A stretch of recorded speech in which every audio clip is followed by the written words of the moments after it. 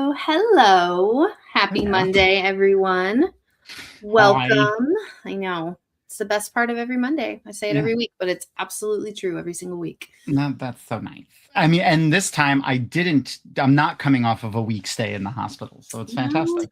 That makes it even better. It's an even better week. God, it's the worst. Well, welcome back for episodes 9 and 10 of Clone Wars Season 2. Season 2. Episode 9 and 10. Yeah. I keep watching. So like what happens to me is I keep turning the Clone Wars episodes on like that we're watching today. And then I'll put on like the episode just before. So I'll put on like episode 8 and then just I'll watch and then I'll realize, oh shit, I'm in season 4 before like I'm like, oh yeah, right. Too long and too far. Yeah. Keeps happening because I Clone love Wars these has kind of become my comfort show recently, like just my background noise show. I'll just like I've started since I finished Clone Wars, I've started over at season 1. I'm just kind of when I have to pay attention, I've been watching Bad Batch, but that's fair. We had a little bit of Star Wars news this week. I was looking through to see if we had any new Star Wars news, and there's not a lot going on in the world of Star Wars right now. But the one thing that actually got me pretty excited was that the Knights of the Old Republic. So for people that don't know what Knights of the Old Republic is, probably the best, one of at least in the top 3 best RPGs ever made. Not just we've talked about this a lot, yeah. Oh yeah, not just like best Star Wars RPG, but one of the best RPGs ever made. What system was it on? Xbox. Xbox. Does it have that? No, I didn't see it on there. It doesn't. Yeah, it was on the original Xbox, like the big hunky black box with the gigantic controller that I barely fit in my hand. But yeah, no, I miss. Hey, Glenn. What's up, Glenn? I loved that game. It was so good, and they're remaking it. And they announced that they were remaking it like 4 years ago, but it's actually happening now. Yeah, well, they were remaking it. There's been a lot of shakeups, but the head of the studio said it is still in development. They didn't shelve it. There were rumors that they were shelving it. They're not shelving it. It will be coming out. So the Knights of the Old Republic remake is coming out. That's the only big Star Wars news from the last like week or so, but it makes me very excited. What up, Ron? We gotta not hit buttons at the same time. Yeah, it's true. My bad. But speaking of things that make me very excited, there are 2 people sitting backstage, and they make me very excited, mainly because I haven't seen them in like a month or 2, and that's crazy because I'm used to seeing them like every week. But hold on a second, let's see who it is. Look, here comes an awesome guest. Yay! Jenn Lyons and Mike Lyons. Hello. It is so lovely to be here. I'm going to mute my microphone so that my darling can talk. Yay. Who? What? Where? He's like, someone called me a darling? That's never happened. That happens so infrequently. But we're going to have to go back for a second because this is how long it's been since we've talked. You were in a hospital for a week. What? What's going on? Yeah. Tom keeps trying to hurt himself. Oh my God. It was just ridiculous. I basically had I had an infection in my tooth that I didn't know about. Like I had an abscess, and apparently that's supposed to hurt, but I didn't even know that I had one until it like was bad. And then it spread into my like whole face, and then my face was like huge and swollen. I'll see if I can find a picture of it. Oh, and then have it if you don't. Yeah. Send it to me if you can find it. Okay. And oh my God, I'm so sorry. And then they gave me medicine that I told them I was going to have a reaction to, and they were like, "No, you won't have a reaction to it." And then I was like, "Okay," and I took it, and I had a reaction to it. I was in the hospital for a week because of that. But yeah. Yeah, isn't it lovely when they just don't believe you when you say that something's going to be a problem? I did befriend. Oh yeah, and I actually. So it's actually kind of funny. I befriended the entire nursing staff apparently because of what I shouted at the doctor. I was like, and I'm a fucking white dude. Imagine if I was a brown woman. And like, I can't even imagine if you would listen, how little you would listen to me. I'm so frustrated right now. I'm literally speaking to you, and it's like, I'm talking through you. Like you're not even here. I can't even imagine if I was a brown woman, what this would be like. But yeah. And needless to say, I imagine that did endear you a lot to, Yeah, they were very happy with me.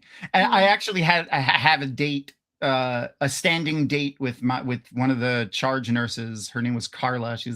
75-year-old Jamaican woman who told me where to get the best Jamaican beef patties. So like she said she goes there at 5:30 on Fridays. So this Friday I'm gonna try to get out there, see if I can catch her, and also get some awesome Jamaican beef patties. Have you guys ever had? Yes, worthy, very, very worthy quest there. Yeah, absolutely. I've been on a quest to find good ones down here in Florida for maybe not worth a week in the hospital, but still good. No.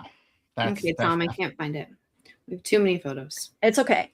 It's okay. I'm honestly like I couldn't open my right eye. I was going to be a little uncomfortable at the idea of seeing Tom like that. He had an ice pack like strapped to the whole. It was funny. Everyone was making fun of me with that when I did that because I strapped an ice pack to my head. Tom, stop it. I know, I'm dumb. I don't understand. I don't even know what I like. The doctor was like, it doesn't hurt. I'm like, a little bit. I was gonna say you're not supposed to hurt yourself. That's Erin's job. Come on. I know. Yeah. She hasn't given me my daily beatings in a while. Yeah, I do deserve them. So that's fair. But it is lovely to be here. Yay! Speaking of you, lovely. It's great that. I mean, we've only missed it by what, like just a week, right? The release of Green. You have the book. Yeah, you were reading it. Right? Ooh, it's so pretty, you guys. Oh yeah, hold on. I got a better picture for people to see. Came out 6 days ago in the United States. So gorgeous. Oh yeah, let's talk about that. Oh yeah. Great edges are so good. UK version. And Mike and I were talking before the show. And I agree with him. He said, Mike, that he preferred the American book cover, which is this one, to the UK book cover, which is this one. But I fucking love those sprayed edges. I mean, I have to admit, the sprayed edges and all, but also just in general, Tor UK does like these book covers that you will see across the bookstore. Oh yeah. Right. Mm-hmm. Like you'll see them 5 miles away. And I do appreciate that because, how can you not? So this specifically though is the Inkstone version of the book. So I don't want people like running out to other bookstores and going, why can't I? Why can't we find where's the sprayed edge version? That's the Inkstone version. That's the other thing about UK.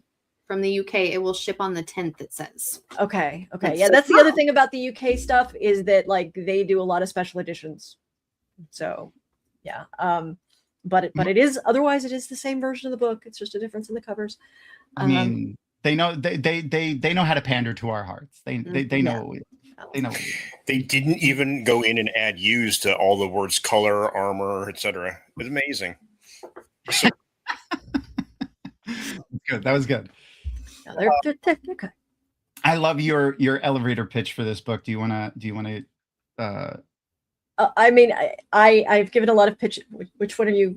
Okay, the Plants vs Zombies one. Right. That was so. The thing is that was like I always have like a working title whenever I'm writing a book because you don't really know for sure that the publisher is going to accept your title. So, which I mean, they did this time. They didn't argue about it at all. But that's actually not necessarily normal for my first series, A Chorus of Dragons. Like we probably went through, I don't know, 20, 40 variations for each book for the titles. Like we just argued them back and forth on what the titles should be. But my working title for this book when I was writing it was Plants vs Zombies. So, which kind of is the pitch in a lot of ways. It's basically this, the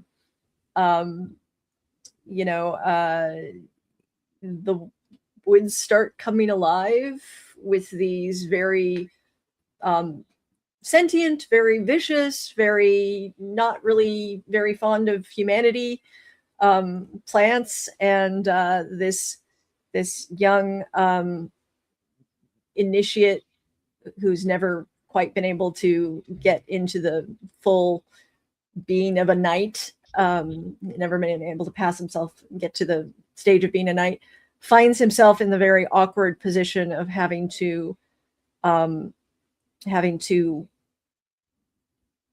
wake up a necromancer who's been asleep for centuries. That is literally his order was created to destroy hers. So, okay. So quite literally, nature versus undead. Yeah. And for zombies, I love it. Yeah, but it's also kind of like order versus chaos. Yeah, and it was also actually kind of involves Star Wars, which I know sounds very strange, but here's the thing. When I was first kind of coming around to, figuring out what I wanted to write and coming up with the origin for this book, I was thinking about Star Wars a lot, which, Tom, that Star Wars has a permanent place in my brain. Oh yeah. I am thinking about Star Wars pretty much all the time. And oh God, please. That would be so awesome. Always doing that. And one of the things that that I was thinking about a lot and talking with Mike a lot about was the idea of what they call blue and orange morality, which is a trope that deals with binary systems of morality that are not good and evil. Okay. And that comes up in Star Wars because the original philosophical underpinnings of the Force qualify as that, right? Yeah. Like you look at the original Taoist kind of underpinnings of all of this, and light and dark are not good and evil. They're light and dark. They're not, but can't have one without the other. But in Star Wars, it has become good and evil, right? Yeah. Light is good. Shadow, darkness is, the dark side of the Force is evil. And so I was like, okay, well, so what happens when that happens, when you have something that originally started off not being good and evil, but as history has progressed, it has changed into that, and now it is perceived as being good and evil. And so that's what has happened here. You have this order versus chaos system of magic in the universe, and the main character Math's Knight's Order has turned that into our side's good, your side's evil, but that's not actually what's going on. It's just very easy to perceive it that way. Oh yeah. And as like I like to see the complexity with that. Like that's the thing that always is what makes me interested in these types of stories. It's like, how do these characters rationalize it to themselves, and how do the other characters take it from them? Right. How do they take it? Well, I mean, and this is something that too, and again, this is a very Star Wars thing. This is very fantasy in general. Like the idea of how history gets twisted over the years. I'm every bit as guilty as anyone else. I cannot claim any sort of like moral high ground on this, because certainly I have written plenty in which the time scale involved is on Star Wars-esque scales of thousands and thousands of years. Yeah. But we look at our own history, and oftentimes we lose track of what happened 2 generations back.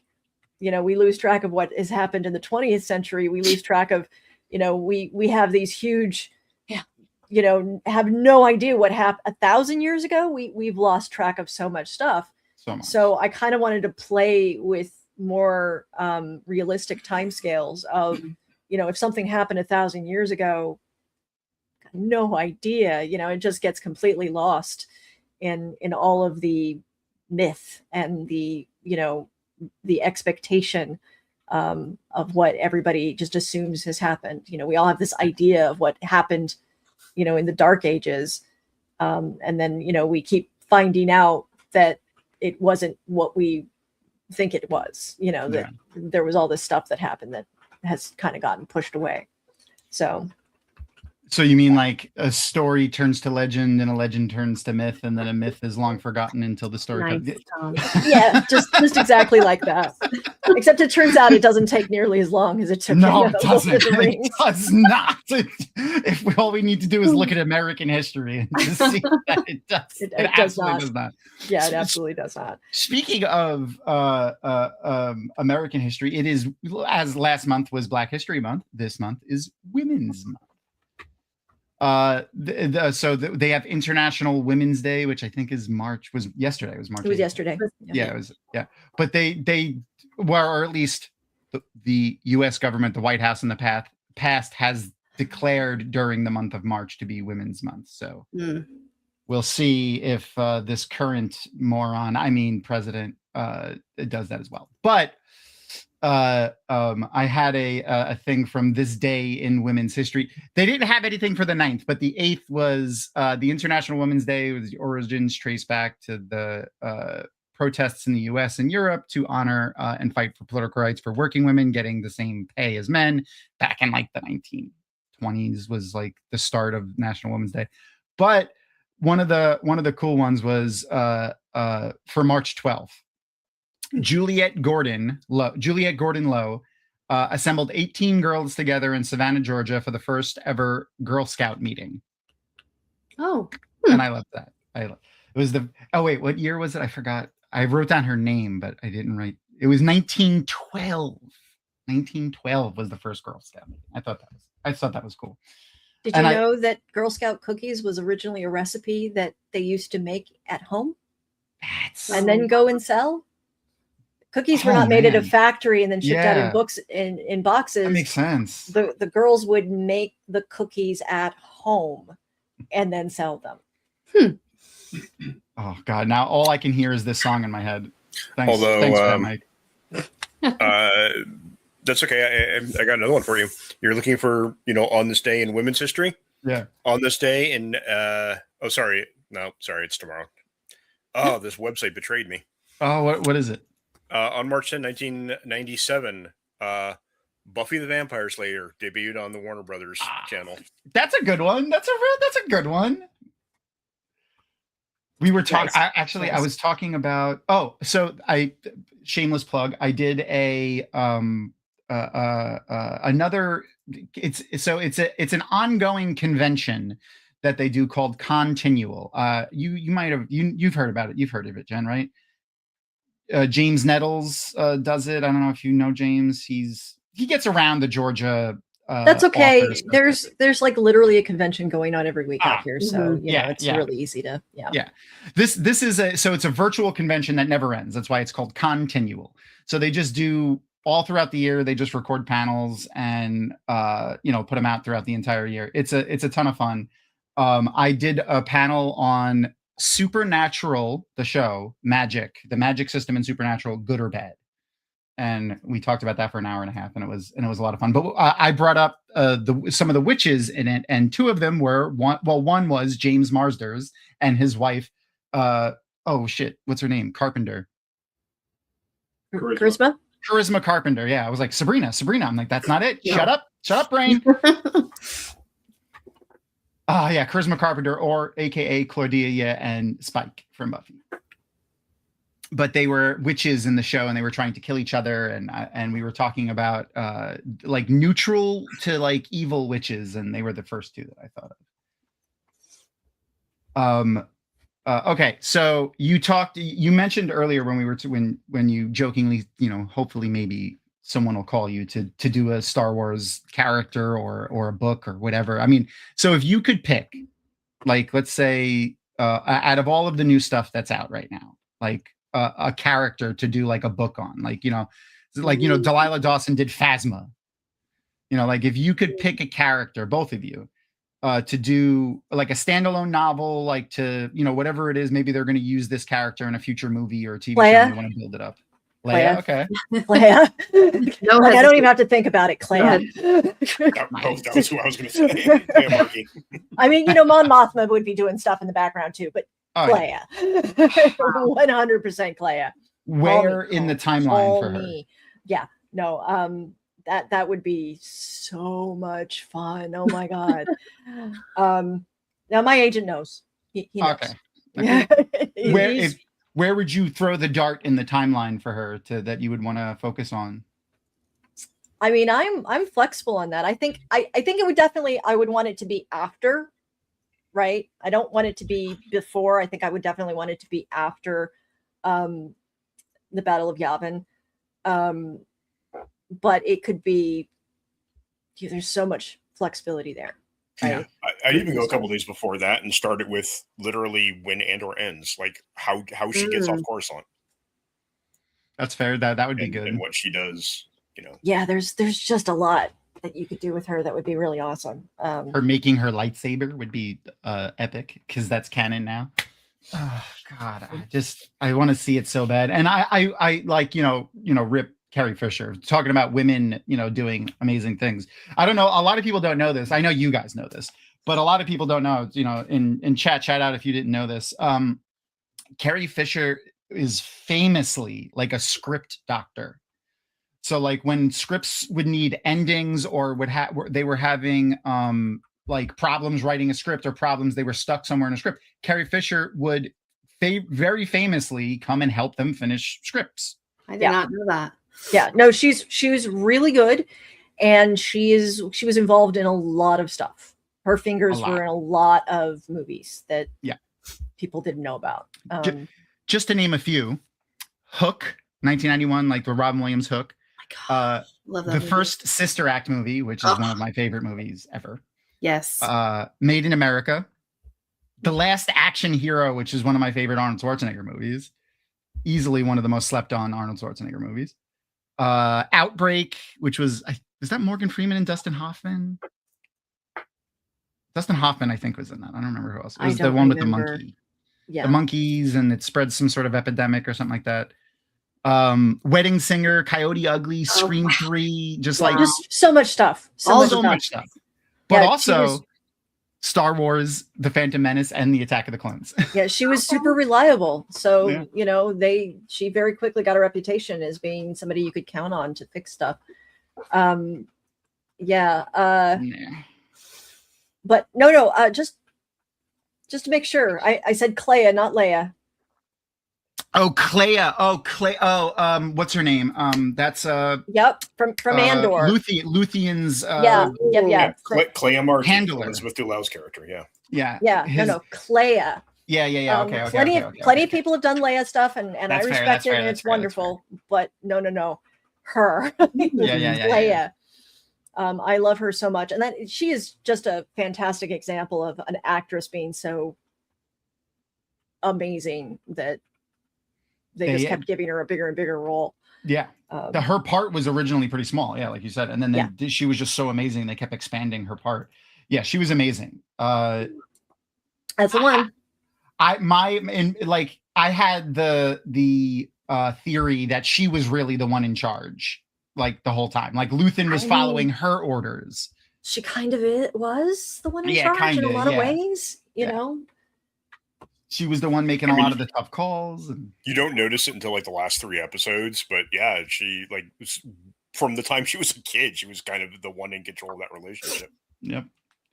It was really, really freaking, she was really awesome. And not only was she like making the hard calls and doing all of the stuff with the communications, she was infiltrating she was doing espionage. She was infiltrating parties and planting devices and fighting. And it was, God, so good. Right. Like I said, it would be super easy to center a book around her. So, okay. So one of the other things that I like to do before we get started on the show, but let's give everyone a heads up. We're going to be getting the watch party going over on Discord.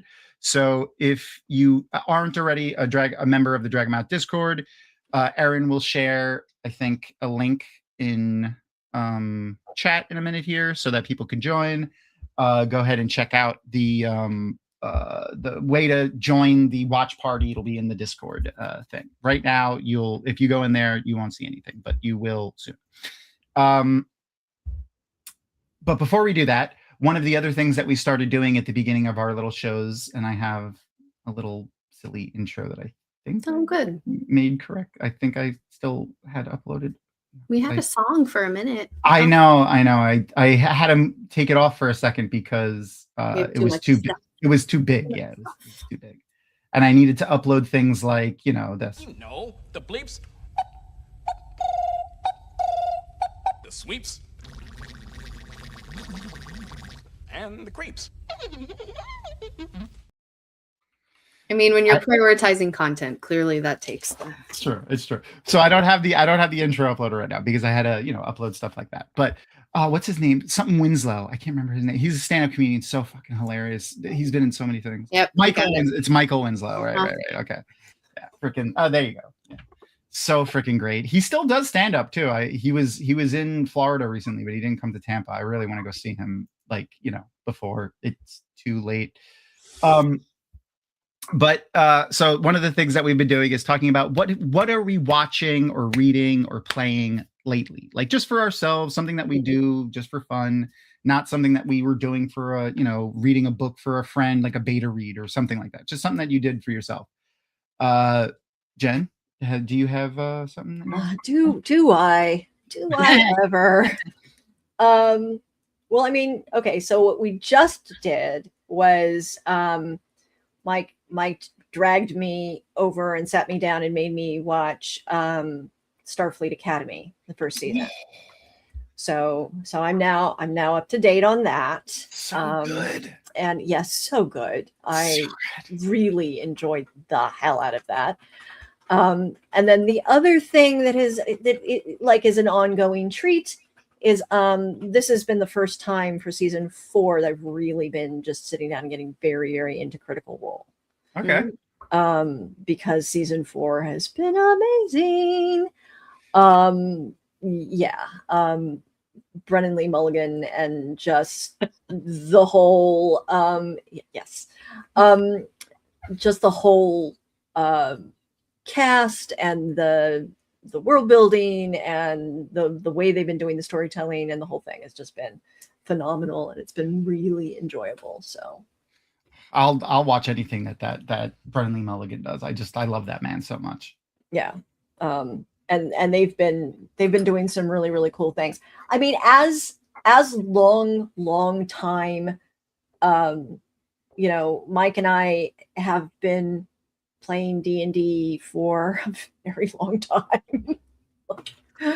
A really long time. Years. Kind of, I mean, you just did this 40 to 80 years combined.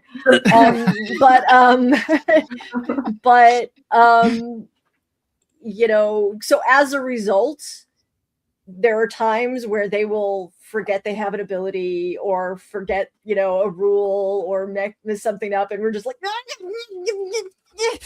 this thing, do the thing. You have you have advantage. Yeah. What are you doing? And do that as a bonus action. Did you forget that you have a thing? That's always hilarious because we get very upset. But in the middle of a thing, it's really easy to forget. Yeah, that's fair. I really did love Starfleet Academy, though. I just to jump back to that, but I adored it. It was I thought it would be good. I didn't think it wouldn't be, but it was really good. So good. And it's so poignant for right now too. Like it's like, a group of kids trying to bring back what their civilization or their group stood for, and was basically in name only for the last 100 years. And I really love Holly Hunter. She is we have not yet, prior to this, really seen quite this level of Captain Gremlin. Yep. It's so great. She's just an absolute gremlin, and I am living for this. This is wonderful. When she was curled up in the captain's chair with no shoes on, and perfect. Perfect. And my favorite part about it was all the neckbeard freaking. They were like, "This is Star Trek," and like, come on. It is. It absolutely is. It absolutely is. And Riker used to rub his crotch on the chair every single time he stepped over it. So everybody has had their own thing, and her thing is being an absolute chaos gremlin. And I love this for her. So me too. I love and we got the reveal spoiler for the last 2 episodes of our Star Trek Academy, but we did get a reveal of our first on-screen gay Klingon, which was pretty cool. It reminded me of I forgot his name in the Seth MacFarlane Star Trek like rip-off show that he did, but the Orville. Good. The Orville. I enjoyed that show a lot. Yeah, it was good. Yeah. There were characters like Klingons in that, except like they were all essentially male and very few of them were female. So they, like the blowback that they got was similar to the blowback that they just got here. And they were comparing it to that too in the I mean, all I'm going to say to that is, given our own history and our own, social records, we know what happens when you get large groups of, men off on ships for long periods of time. If you think that a gay Klingon is unusual, I have bad news for you. Yeah. My favorite thing I saw recently was someone I follow on TikTok. People might know who it is. Bob the Drag Queen is yes, his name. Fantastic. I love Bob. He said today, I don't think anybody is straight. I don't think straight exists. I think it was something that people imagined, and then because everyone is like a litmus paper when it comes to that. I don't think they used to make a big deal of it. No. Yeah. I think it was just not a thing. Yeah. I forgot his name. Ron White has a funny bit on this too. If you don't know, look up Ron White. Everyone's a little gay. Okay. Yeah. It was really funny. There's a actually historically, right? Like we've done the research that in the Middle Ages and the Dark Ages, moving on in that that in much of Europe and the Mediterranean, you have multiple records of sworn brothers, of these brother bondhoods in Christian societies. This was not like predating that. And in Asia, in large parts of Asia, you also have these sworn brotherhoods everywhere, and that was exactly what you think it is. That was a way of oh no, sworn brothers, exactly, and getting the legal rights of family and all of that without it being breaking any I mean, people all over the place. Yeah. Oh yeah. And I mean, like, I know, like, famously it's not at the end, but Sam and Frodo were coded that as well. So that was basically J.R. Tolkien's story through World War I, which is Yeah, I mean, unfortunately, that is a situation where you have a set of relationships or a class relationship, a class vibe that now we code as being very homosexual, and it's just it didn't used to be. No. Yeah. It was more like you said, class. Like he was like a working class. It was the officer Batman relationship. So exactly. There's a good one of those in Downton Abbey with the guy that's and his but it's also true there were an awful lot of relationships that were very neatly folded into that were accepted because of that were meant as more, but everyone was able to just go, oh well, that's what I do. Relationship. What I do, Leah. She used my full name. Oh no, what I do. All right.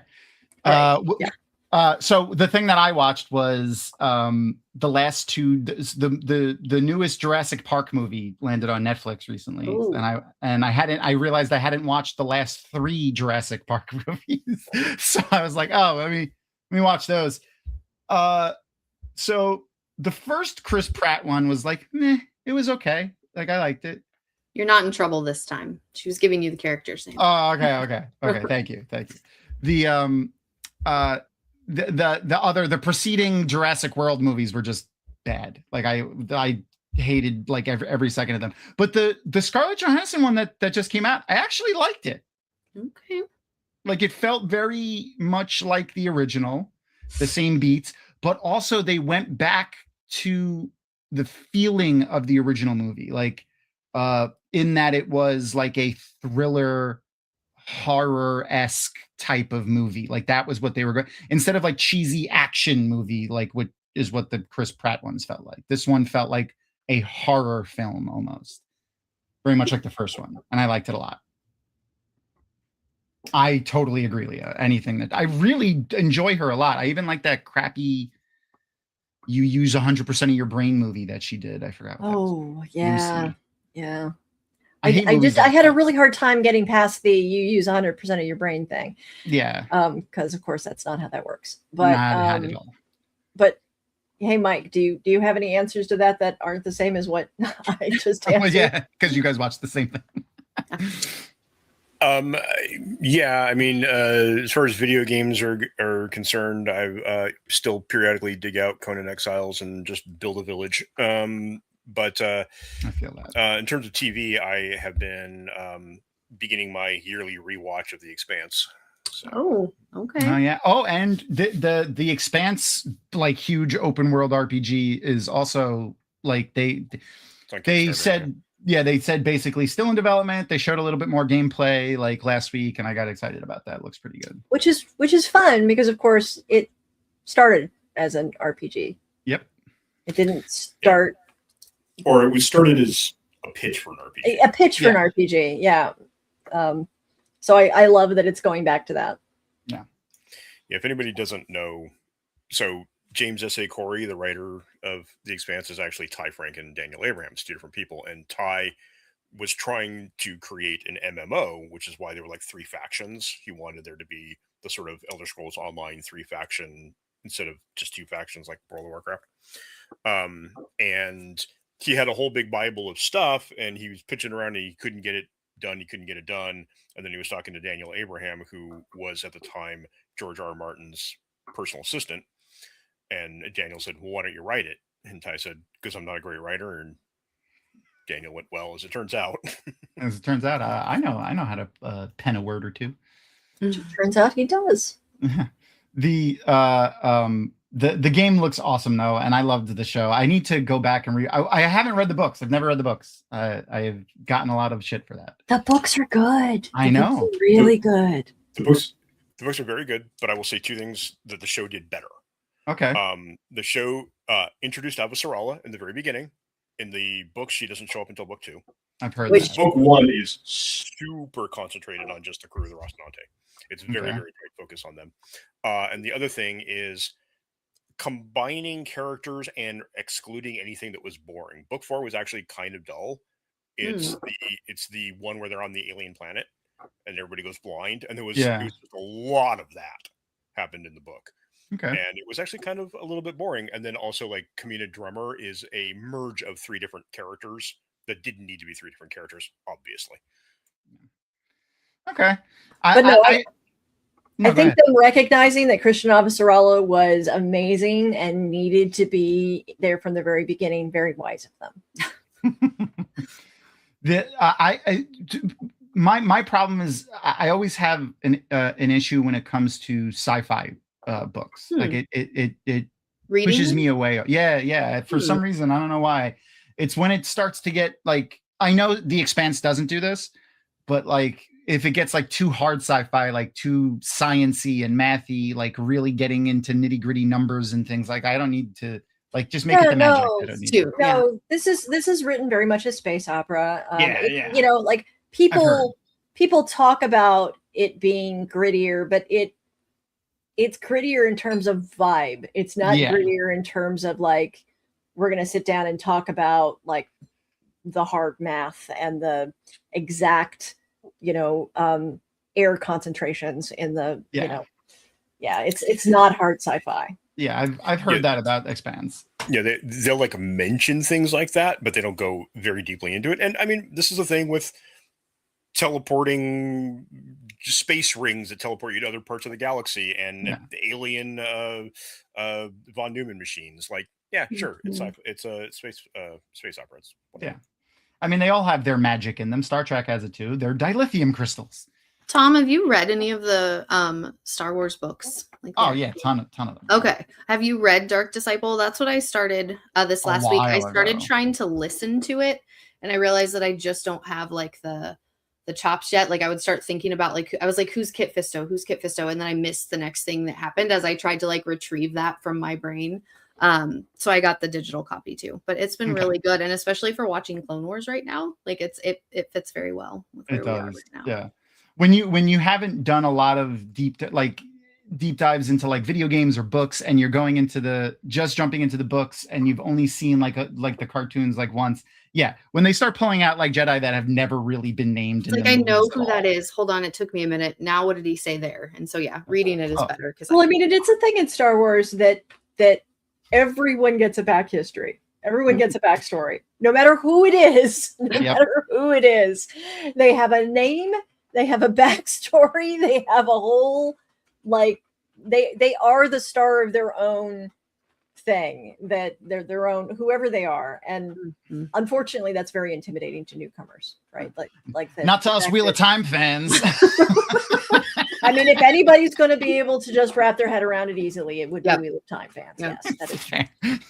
Challenge accepted. Oh yeah. And I knew soon as Crystal started watching the cartoons, like soon as she got into like halfway through season 1 of Clone Wars, I was like, you're gonna fall in love with the show. Yep. Like, I know you will. So it's fine. I'm determined to know all of the things. It's just different coding than my Wheel of Time coding.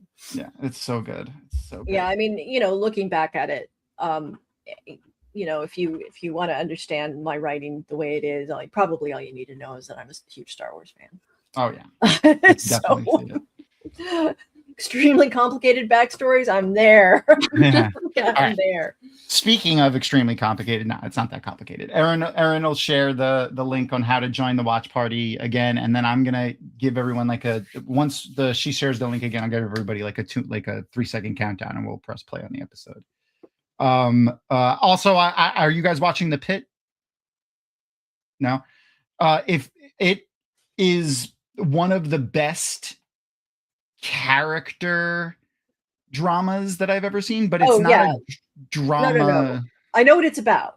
Yeah, I know what it's about. You have to understand, my brother-in-law is actually an ER doctor. Okay.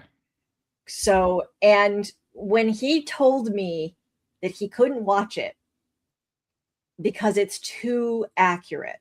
Yep. I went, okay, yep, I'm good. Yep. I don't. That's what a lot of basically ER doctors and nurses are, and like people that work in the ER are of two teams on that. It's either like your brother-in-law said, like, it's too real, I can't watch it, or oh my God, it's so perfect because it's so accurate. Right. Yeah, no, he is very much like, yeah, no, it's extremely accurate. They miss very, very little. They really much, they get it. But yeah, that's a little not the thing that he wants to watch to escape from. That's fair. Living that life. So yeah. The thing that I love that they do in the show, and it's completely apart from like the point of the show and like any of the story of the show, it's just the way they play with the characters, with the viewer, and like how they play on the viewer's biases and assumptions about characters based off of like little, nonsensical interactions that you're seeing about these people throughout a 1 hour part of, a 1 day of their life. But you learn so much about the characters, and they pull and push you all over the place. You like this person, you hate the person. Are they racist? Oh, maybe not. I can't believe I misread that. Like, you just are all over the place with it. And I freaking love how they pull me all over the place with that. It's genius. Right. Yeah. No, absolutely. I've heard, honestly, when the worst thing that you hear about a show is that it is too accurate. Yeah. Oh my God, that is a perfect example of what the end, like the last 5 episodes of the first season is. A slight spoiler for the first season of The Pit. They deal with a large medical crisis in the last like 5 episodes. And it's like they get like a lot of patients really fast. And like a perfect example of it is like Reverse BLT just said, there's a video on YouTube entitled "They Recreated the Battle of Helm's Deep on this medical show," and that's about The Pit. Yeah, it's accurate. Absolutely accurate. You're muted. Yeah. Oh, thank you. Yeah. No, I 100% believe it. Yeah, that's so good. So good. Okay, I'm going to give everybody a countdown, then we're going to press play on the Clone Wars episode. So we're watching season 2, episode 9. What was it? Grievous Intrigue. Mm-hmm. I love the puns that they do with these sometimes. They're pretty fantastic. Okay, here we go.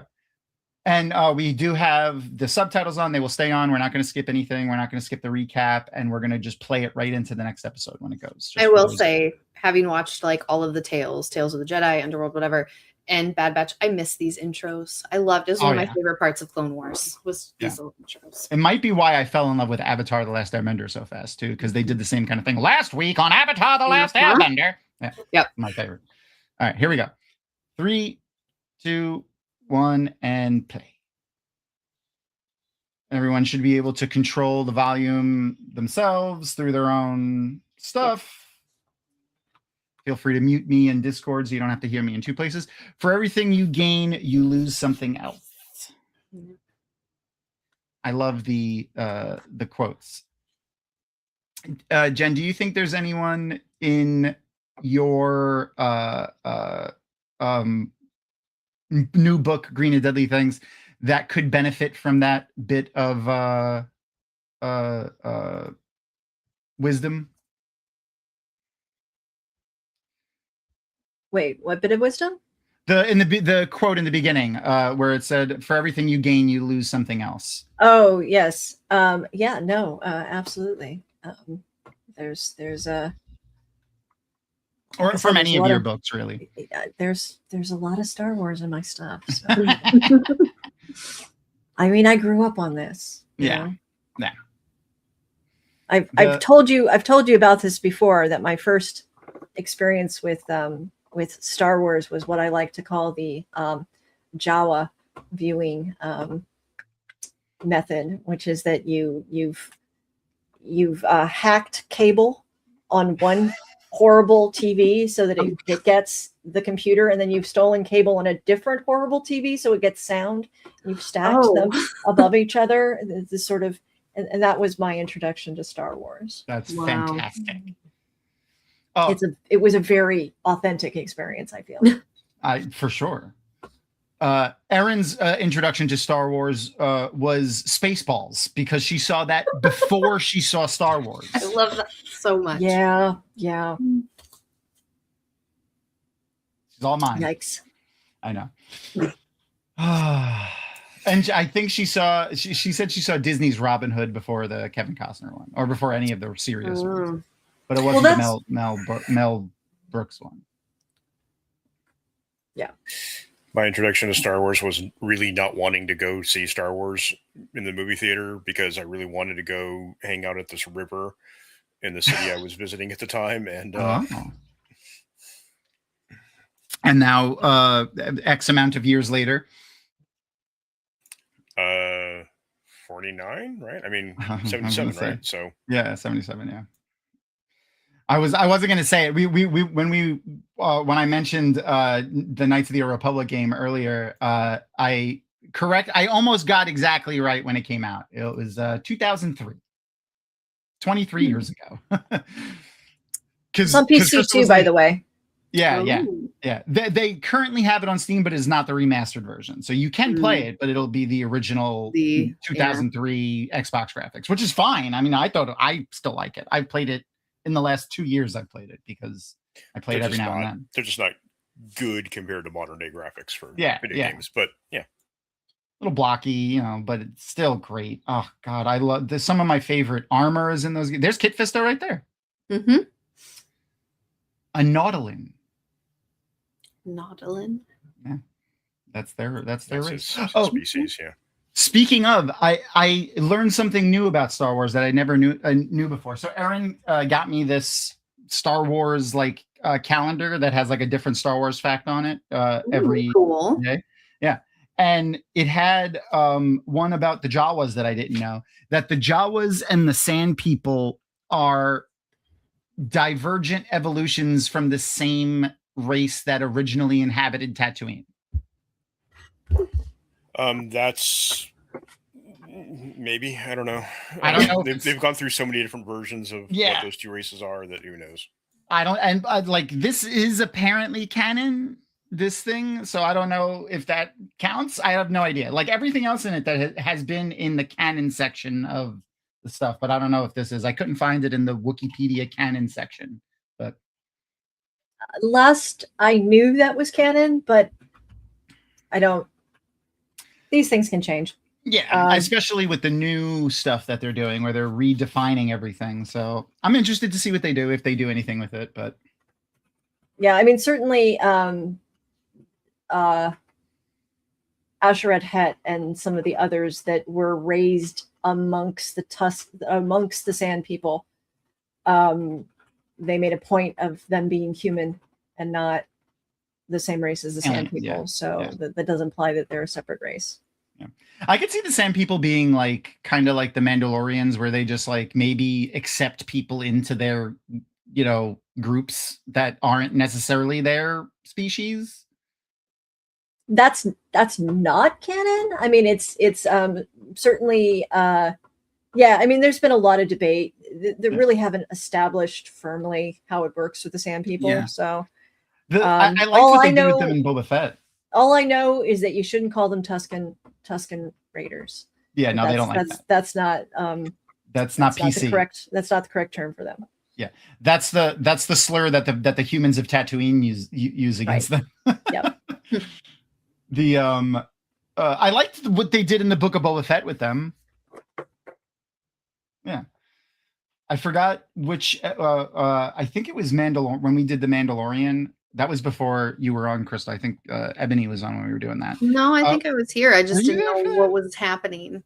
When we had the guy he played a Tusken on Book of Boba Fett. Were you there? I don't remember exactly how long I've been doing this. Me either. On Mondays, it feels like forever, Tom. Yeah, it does. That's what usually when my Adderall has worn off. I liked this episode a lot. I feel like so often, like, Grievous is a little bit of the comic relief because he's so angry. Like, he's just ridiculously angry all the time. Mm-hmm. I feel like in this episode, he was a little bit more menacing than he typically is. That's fair. You know who he reminds me? He acts like Homer does with Bart with the freaking droids. That's how he acts with them. Like, he often is just grabbing them and choking them. And I could just see the droid's mouth opening up with the tongue sticking out. I need that to be a meme of Grievous with the choking Bart Simpson. Mm-hmm. Yeah, that would be funny. But like, yeah, definitely his frustration, especially with the droids, are the comic relief. Do you know his background? Oh yeah, he's freaking. What's their name? So messed up. Oh yeah, he's horrible. And the shit that happened to him is crazy too. Kalish. Kalish. So the thing is that his world was basically invaded by a neighbor, and they were committing genocide against his people and literally eating their children, eating eggs, his race's eggs.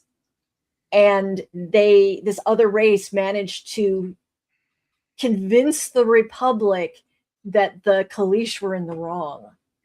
And so the Republic was helping those guys. They were helping the genocidal. Wow. I mean, like, it's just so bad.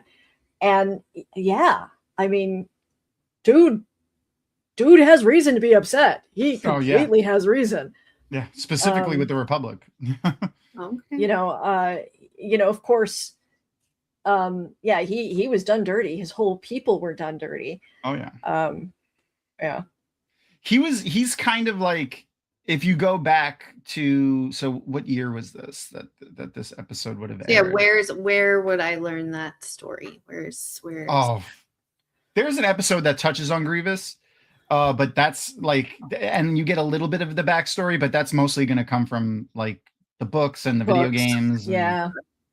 I'm working on that. They talk about the Kalish a lot in Star Wars: The Old Republic, the MMO, because their race is still pretty prevalent. Then you actually get a follower who's one of those. Oh God, I love Ming-Na Wen. I love her so much. I'm glad that she did the live action. Both said that when watching it. What's her name? Fennec Shan. Oh, I love that she did the original. She did the live action with that too. But I was proud tonight. I was rewatching these episodes, and my son comes up and he has his little Grievous Lego figure, and he's like, General Grievous is my favorite bad guy. I was like, okay. He's learning the names now. Yeah. I love that we're like giving your son like his obsessions. Like, I know, it's amazing. Avatar: The Last Airbender, Star Wars now. It's great. It's fantastic. And he's already talking about going back to Disney. He was like, why didn't we see Grievous at Disney? And I was like, well, now we got to get him to like watch we have to see if he could watch The Mandalorian. I don't know where you're at. We don't really shelter him for much. He's seen a lot of the Jurassic Park movies. He'll tell us if he's scared most of the time. No, that's good. That's good. Like there's a few that season 7 of Clone Wars. I don't know if he could. That's a lot. It is. Dave Filoni, man, is so he's good. only 4.5, so he's pretty young. Oh, you saw the Jon Favreau episode I watched. I made it to the Jon Favreau episode today, like before I realized, I was like, that's Jon Favreau's voice. Before I realized I had gone too far. Which also coincides with my favorite episode of The Chef Show with Roy Choi and Jon Favreau. Because they go to Lucas Ranch and Skywalker Ranch, and when Jon Favreau had to go and film like some re-recordings for his lines in that episode, and they do a cooking episode when he's doing that, which was nice. Awesome. Very nice. Yeah. So the Jedi that's with him is Adi Gallia. I forgot when I remember seeing her in like a PlayStation 2 game. Yeah, I love her. Yeah, she's really cool. Isn't she supposed to have an orange lightsaber? Or is that? Adi Gallia's lightsaber colors change a lot. Yeah, it was yellow, orange. Then they changed what orange means now. Like literally, she has I assume she's just got like a wall of lightsabers, and she just picks based on her whatever is going to match with her outfit on a given day. Does not match my belt. She's actually had a red lightsaber, and nobody made any big deal about it. Like, just nobody made a fuss. Yeah. It's like, oh hey, Adi Gallia's got a red lightsaber today. Well, must match her outfit, you know. Yeah. Oh right, yeah, he played Vizsla. Right. So how do you guys feel about the new lightsaber crystal lore, like the bleeding of the crystal to make it red and healing it and da-da-da-da-da?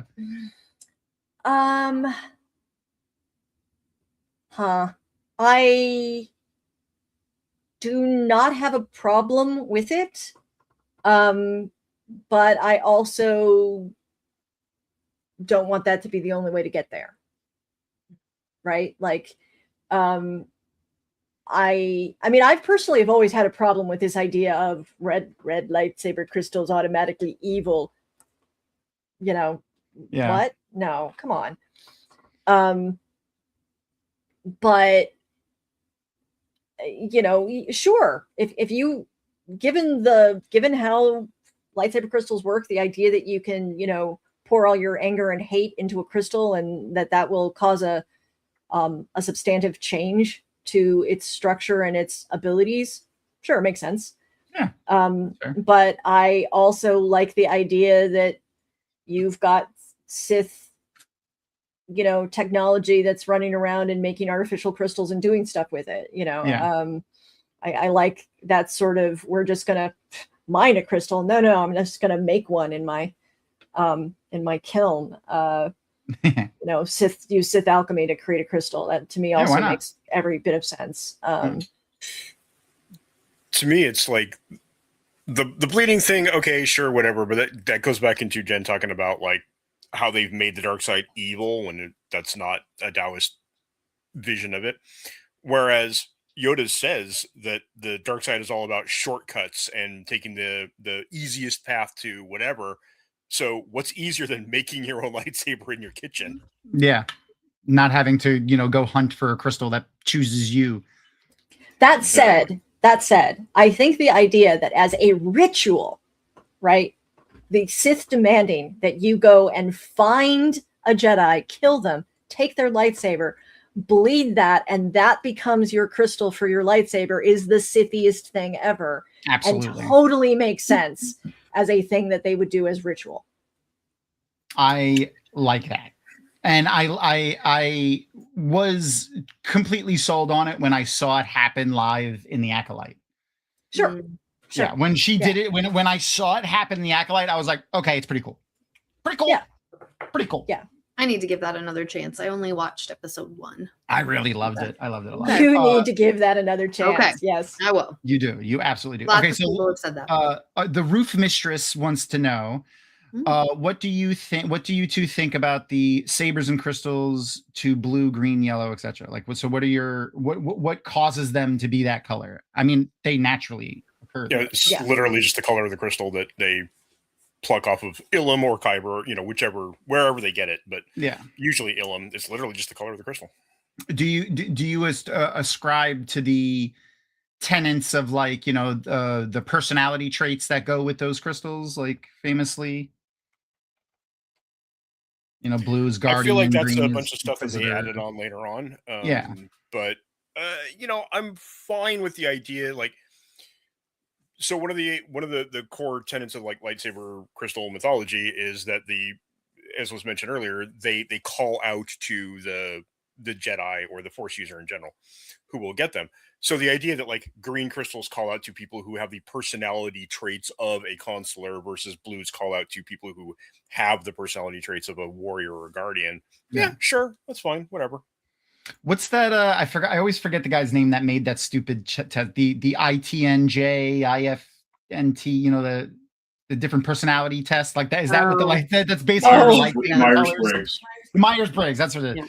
Yeah. So the lightsaber colors are kind of like the Myers-Briggs test for Jedi. Yeah. And I think that I think that there's a social component to that, right? And certainly, I think it's if you're going to be drawn to the thing that expresses who you are as a person and your goals and your sort of your calling, sure. Why not have color be a part of that? Well done, Mike. Was a response to reverse BLT saying rock and roll makes them yellow, jazz makes them blue. I'm like, no, the blues make them blue, obviously. It's right there in the name. Yeah. The jazz makes them blue. Heavy metal makes them black and red. Yeah. Yep. Death metal makes it black. Well, I mean, of course, the dark saber would be metal. I mean, that's just how that is. Purple is funk. Purple is funk. Okay. Specifically, George Clinton and the Parliament Funkadelics. If you just pair that with a lightsaber crystal, comes out purple. Or Prince. I was gonna say, are Prince? Come on. Or Prince. Man, now I want to listen to some George Clinton. Okay, what is Brock? Wait, hold on. Or whoever did the opening credit soundtrack for the 2019 remake of Shaft. That's the one with Sam L. Jackson. Yeah. I like that one. The purple lightsaber. Yeah, it all ties together. It's like poetry. It rhymes. It's funny. So Brock wants to know: do you guys have a favorite, old Star Wars book, like one of the old non-canon books now? What is yours, Mike? It's not a book; it's the comic series. Original comic series called Legends. Back before that was just the universal term for everything that's now non-canon. It is actually one of the few comics that's set in the, I won't say far future, but it's like 3 generations after. It involves Luke Skywalker's grandson. Is one of the main characters, and it's just their take on like the new empire that is rising is so good. What I love about those, I mean, that's not going to be my answer, but what I love about those is just that, it really was beautiful to see somebody going, okay, so Force ghosts are a thing. Well, then this jerk is going to have like all of the Force ghosts of his legacy showing up and just sassing him constantly. So you've got like Darth Vader showing up and giving him a bad time, and Luke Skywalker showing up and giving him a bad time. Like just all of these different ancestors of him, giving him crap.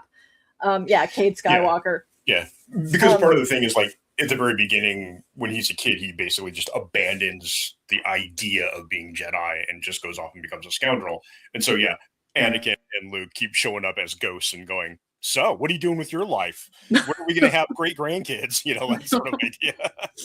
Yeah, it's what it would have been like if Kylo Ren had been like turning around and there's Anakin going, seriously, what are you doing? What is this? I could see. You got to stop. You got to stop this. I could see Anakin and Obi-Wan standing behind him, like after he breaks the console in the movie, and then just being like, "What is this? What are you doing? What are you doing? Therapy." Yeah. Anakin just like force smacks him in the back of the head. Yeah. Okay, so my answer, I got a two-part one. One of them is honestly, I got to go back to Heir to the Empire, right? Because you got to go back to Heir to the Empire. Yeah. Because who doesn't love Thrawn? And that was obviously that everyone. Was the first one. That was the first one with Thrawn, I think. You know, and that was kind of also like, yeah, that was a thing. But I'm gonna go back. I'm gonna go way back to the one that is so not canon. It hasn't been canon for ages and ages and ages. Splinter the Mind's Eye, baby. Alan Dean Foster. I loved that book so much when it came out, and of course it is super not canon. It has pretty much not been, it has been denied any sort of canon status since Return of the Jedi. Return of the Jedi. But Return of the Jedi, really, because Splinter of the Mind's Eye was very much about just how into Leia Luke was, and it was uncomfortably so. And looking back, it's like, oh, yeah, that's now very twincest, and maybe we should not be allowing that one. But it was a great book, and Alan Dean Foster Ghost wrote the original Star Wars book.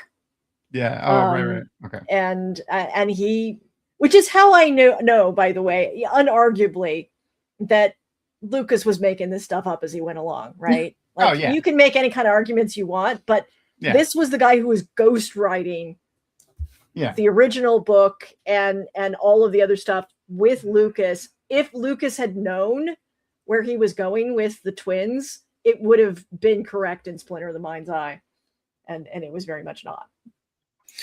Yeah, there's a scene in Splinter where they need to camp overnight on some foresty planet, and I mean they're still fully clothed, but they're 100% spooning. And Luke is just having all kinds of very thoughts. Yeah, now those stories are relegated to the fan fiction forums where they belong. Yeah, I feel like George Lucas is a lot like George R.R. Martin in the sense of he was like a seat of the pants writer or whatever they call themselves. And it's been like my desire, only because I want to get yelled at by people and because I like it a lot. I want to make a panel at a convention that's called George Lucas is the worst thing that happened to Star Wars, just to get people in there to fight with me. I actually pitched an article not entirely unlike that to Cracked once upon a time, and they went, no. Okay. They really, I mean, could have gone places with that, but yeah, it's true that like it's not true. I mean, but like a lot of the stuff we love about Star Wars didn't come from George Lucas. Most of it came from the extended universe books that because you signed a contract that you signed when you made those back in the day, he owned all that shit. On the other hand, I have to give you a security detail. Absolutely. On the other hand, there is stuff that came out of the extended universe and the other stuff that I would really like to like have words with someone. Or just the interpretation of the Jedi Code and the interpretation of that. That was not Lucas, that was West End Games. Yeah. And Palpatine's name. Yeah, Palpatine's name. That was West End Games. We gotta though it was Lucas that came up with the Jizz band. It was. That is true. I forgot what they renamed it. It's not better. It's like it's not I don't better. remember what it is, but it's not better. Yeah. I mean, it's less biological, but I think it's just like jazz with one Z now or something. Yeah, it's Jats. Jats with a Jats. J-A-T-Z. Jats. Yeah, it's not better. But there's a colloquialism that didn't exist when he made that up. But yeah, still. I mean, that happens. Yeah. Oh, and one thing that we were doing too. Did you guys all right. It's gonna be weird for a second. Hold on when I switch. I forgot that it does this when I do this. Oh no, it didn't. It didn't put you guys backstage. Okay. Weird. Never. It does that sometimes. Anyway, I've been sharing pictures of characters from the I forgot his name. The artist that did the original Clone War series. So when the characters pop up on screen, so like, we got the ARC Troopers that's from the original one. And then we got Obi-Wan, and there he was in the original one. Like, some of them are pretty good. Like, I like that Obi-Wan. That one I'm not a big fan of.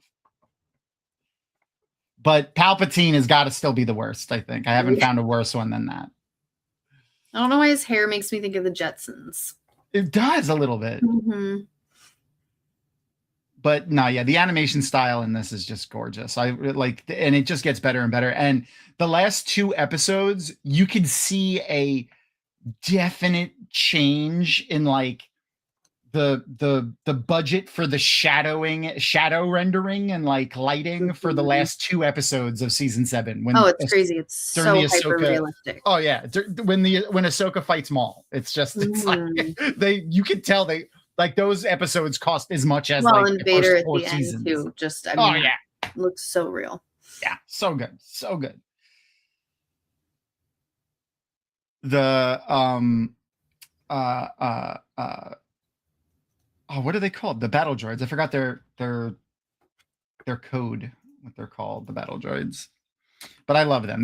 They're easily one of some of my favorite droids in all of Star Wars. They have some of the best lines in Clone Wars. Like, they're so fucking funny. And then they have some really poignant stuff too. And they show them like gaining sentience a little bit and freedom and things. And like, they do some fun stuff with them.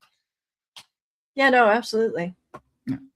One of my favorite episodes. Oh, go ahead. Oh, no. I was just going to say, honestly, there's some really, really cool stuff that, all of my complaints with the prequels basically amount to Lucas didn't have enough time to tell the story that he wanted to tell. And so, of course, Clone Wars is where he gets to do that. Yeah. And it evens out a lot of stuff. The he originally pitched it as a series, like a live action TV series, but it was going to cost at the time it was going to cost $200 million, and they were like, no. Like, the most expensive movie at that time was $70 million. Yeah. This is another one of those things that this show does amazingly, just how they play with the clones and their free will. Are they people? Are they not people? Like, the way they're treated and I would say what Cut says, I think it's towards the end of this episode, to Rex, which is something to the effect of you have to decide what kind of man you want to be. I would say that follows him as far as I've seen him so far. Yep. I think that really stays with him. Absolutely. I just watched, spoiler, you see Cut again in Bad Batch. I'm sure all of you have already seen it, but I just saw him again. Yeah. It's I am gaining almost as much enjoyment watching you go through this stuff for the first time as I do when people read The Wheel of Time for the first time. It's been fun. No, it's good. It's good to see stuff like that. Oh yeah.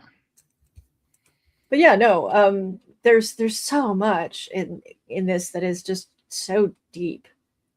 And has so much really, really good storytelling to it, but it was just not possible to tell this in 3 movies. No, absolutely not. Not the depth that they show. It destroys Anakin's story. It makes the Republic not look as bad as they should, while at the same time making them look too bad, like for the wrong reasons. And it's just like, this just puts so much more nuance on everything, and it just makes it so much better. Well, Anakin becomes a somewhat sympathetic character, which the movies do. I mean, he was disgusting in the movies. He was possessive of Padme. Like, he was not someone that I really cared that he. Well, you didn't get a chance to care about him. Mm-hmm. No, not even a little. Yeah, there was like a 10-minute bit of him and Obi-Wan just having fun that was cool, and then the rest of it was just like him being a whiny little. Go ahead, Tom. I was going to say that one ridiculous, stupid scene of him and Padme on freaking Naboo when he was like running through the. I hate that fucking scene so much. I want to just. I hate that scene so much. But how else will we know that he doesn't like sand, Tom? So stupid. Oh, it's terrible. All right, I have to call attention to Erin because. Where else were they going to shoehorn that in? Yeah, that's fair. Because she's my wife. She's all mine. Remember, my wife. So she said I sounded like the Count when I laughed before, and then she said, also, I just realized this minute that he's not called the Count because of Dracula. Oh, Erin. She's all mine. He is called but Erin, he is called the Count because of Dracula. He's also called the Count because of that. See, it's a pun. It's a pun. Erin. You leave her alone. But yeah, no. Here we go. This is part of the reason why actually you should give the Acolyte a second chance. Okay.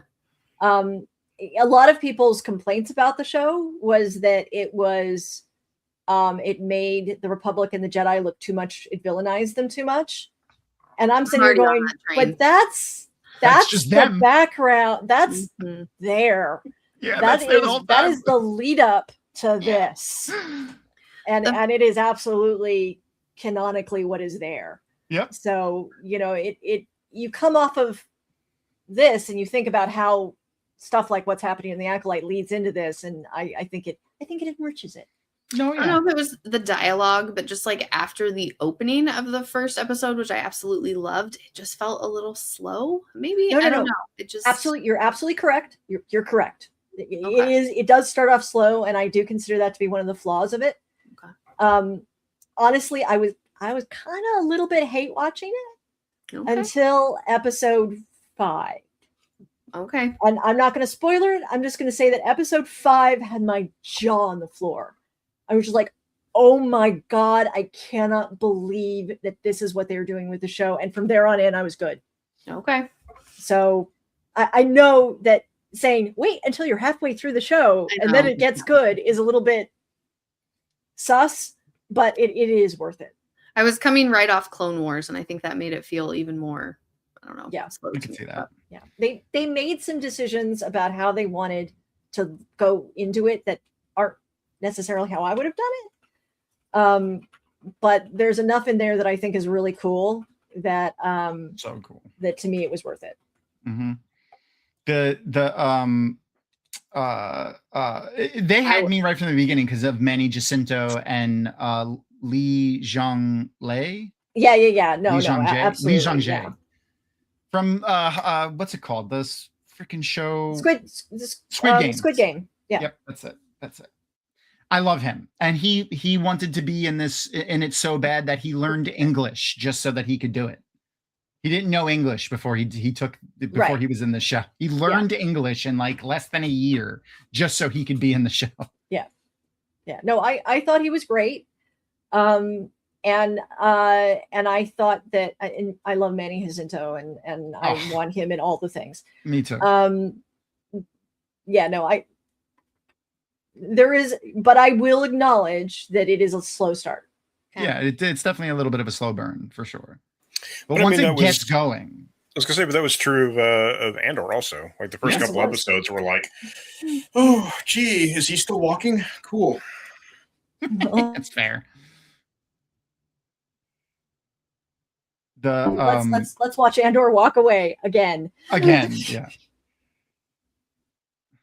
That's why I loved the trailer for season 2. That's just multiple scenes of him walking away. Yep. They knew what they were doing. They knew what they were doing. Oh yeah, I love when showrunners and people like that like lean into the joke when it comes to stuff like that. That's my favorite. Yeah, 100%. I really hope I like when Star Wars plays with these characters and like brings them back. I hope to see this guy's family at some point in the future. I know they do a little bit with them, and I think in Bad Batch. Bad Batch. I just saw him in Bad Batch. Yeah, no, it's Bad Batch. Yeah, but I want to see like full grown, like a lot of the people from this, especially the kids, just to see. I always thought that it was interesting to see the difference between the ones that were born and raised during the Clone Wars versus the ones that came before. Especially the Jedi that were Padawans during the Clone Wars versus the ones that came before. I just like the more these series go on, the more I go, did Order 66 actually kill anyone? Yeah, because I know, right? Lord, a lot of people managed to slip through. Except Plo Koon. Yeah. Yeah. R.I.P. my Keldor daddy. I know. I love Plo Koon. Especially after this show. Yeah. He's so much better after this freaking show, too. General viewer. Good. He's our daddy. Right. Yep. I know. We love Plo Koon. See? Just constantly beating the battle droids. He's just constantly abusive to them. Turn around and choke one. Yeah, he's done it before. I think Grievous might have been like the first non-Jedi apprentice-like or non-force using apprentice-like character we've seen, like we saw in live. Yeah, he was either live action or animated. I feel like. Yeah. No, he was. He definitely was. He was like the first one who, although he was at kind of the heart. They've kind of changed their mind about it, but like originally, you know, the whole blood transfusion thing that he had was just like pictures. Super. Oh no, that's when they. I'm sorry, super, just really weary, dumb. Yeah, they kind of took his original form, which was like, you know, like you said, it was like weird. He could just regrow his limbs, and he was like all, I don't know. He looked like a Lovecraftian horror under his armor. He wasn't even called Grievous then, too. He was whatever he was. I forgot. But then they took that idea and they combined it with the race that they added into the Old Republic, the one that like never dies and they're always. God damn it! I know what you mean. He's a companion. Yeah. The Dashad. The Dashad. Thank you. Yeah, that's it. Yeah, the Dashad. Dashad. Yeah. But no, like I think originally, God, what was the name of the one? We do see her die, Master, who Luminara gets killed by her clone troopers later. No. Luminara turns out she's like actually one of the. Oh, that was Adi Gallia. Yeah, Adi Gallia. Yeah. She's the one that we see her like standing, and then all the clone troopers are just shooting. Beginning of Bad Batch, Yeah. We see her die in the movie too, don't we? Like that's her in the same scene in the movie too. Yeah, maybe. Except that Caleb wasn't there. Yeah. They changed it. That's not Adi Gallia. It's not Adi Gallia. I don't remember. I think it was. That's why I thought it was Luminara. Like she saw. I remember a female Jedi standing. Luminara is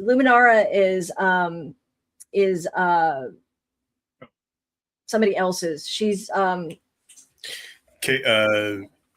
is Depa Balaba's apprentice. So yes. No, Barriss Offee's master is Luminara. Yes, Barriss and Luminara, yeah. And she actually gets captured and she is kept alive for a fairly long time before she dies. Also interesting enough, their art Luminara. Changed. Oh, okay. Luminara. The only thing that changed a lot about their art from the original art is Luminara's face. But other than that, they look pretty much the same. Luminara eventually kind of becomes turned into a trap to pull in Jedi. Yeah. Order I'm trying to remember who the one is that dies in the movie in that scene. Maybe someone in chat, or if you guys. I want to say, I mean, obviously, Ayla Sakura dies, and I want to say it's Shakti, but is that? I could be wrong. Don't quote me on that one. I think it was a Twi'lek. Yeah. Shakti was a Togruta. Yeah, Shakti is the Togruta. Ayla Sakura is the blue Twi'lek. That's Quinlan Voss's apprentice. Yeah. Yeah, no, Shakti gets stabbed by Grievous. That's not the one I was thinking of.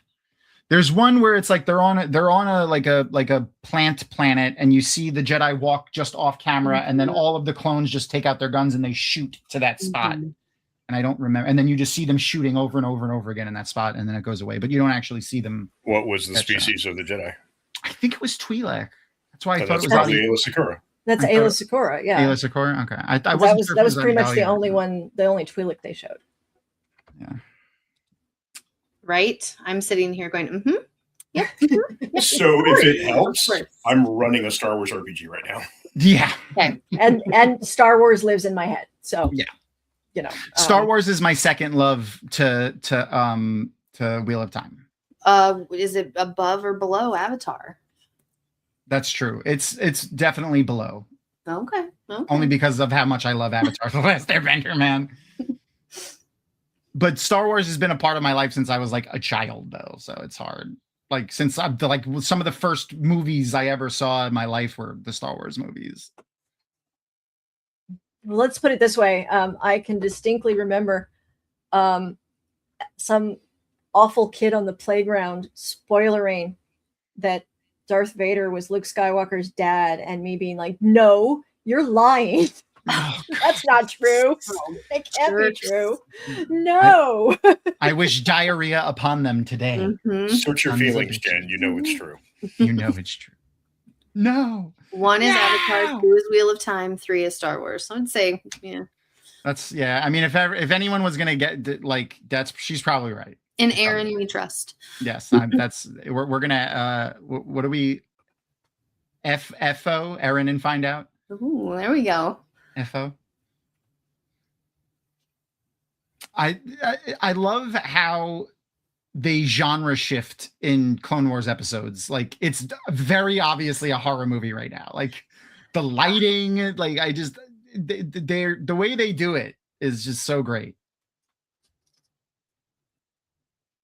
Whoever was the director of this episode, who directed this episode? I got to look it up.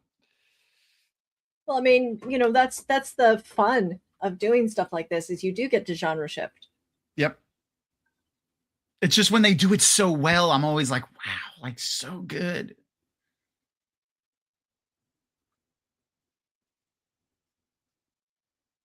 God, I hate when he crawls like that. Yeah, it's creepy.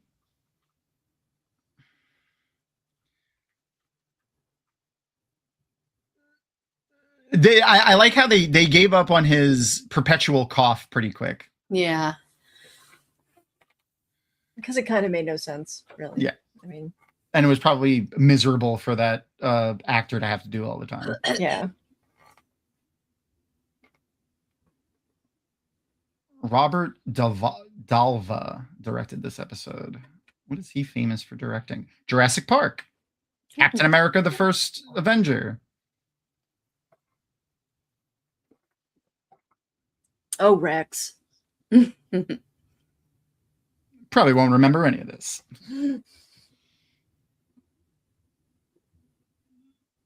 See, I love how they let these characters grow, like in the moment. Like he got new information and changed his mind on something, and I love that they show that, especially with someone as rigid as Rex. Yeah, I mean, these guys, they're slaves. Mm-hmm. They don't get a choice. Yeah. And that's part of like forget about like forget for a moment that the clones are slaves. The Republic is okay. Let's entire peoples be enslaved by other peoples in the yeah. It's crazy. All right, we are also with all the watch party now. Yep. Let's end that. before it starts Also, the episode. with all the conditioning chips and everything else, I mean, they're basically just meat droids. Yeah. That is exactly. I mean, and especially because the droids themselves are enslaved. Yeah, and I mean that is a continuing plot point. It is one of the things I really, you know, I mean, and yeah, Jinx, that you owe me a Coke. I love that they didn't shy away from examining all of the ramifications of that. You know, and again, it goes into the idea that the Republic was not this wonderful shining beacon of greatness. No. They were corrupt as hell, and there was a lot really, really wrong with them. And from the moment the Jedi said, "Yeah, we'll be in charge of this army," they lost. That was the start. Yep, that was the start right there. They couldn't win from that point forward. You know, that was the beginning of the end for them. Yeah, no, this is absolutely not a throwaway episode, especially on re-watching it. I was like, this is absolutely where he starts like his big personal growth journey. Oh yeah, sure. And God, they weave this in so well with later things, you know. Especially the Bad Batch. That's still one of the hardest like deaths and moments from Clone Wars. Fives was, I cried big tears at that one. Me too. When Rex resists the activation of the chip. Oh, just like, this is definitely like something that he pulls on to fight it. So freaking good. The writing is just so good. I love it. This is why I love it. This is exactly why I love it. And why I tell anybody, like if anyone ever tells me they don't like Star Wars, but they've never even seen the animated stuff, I'm like, you gotta at least give the animated stuff a chance.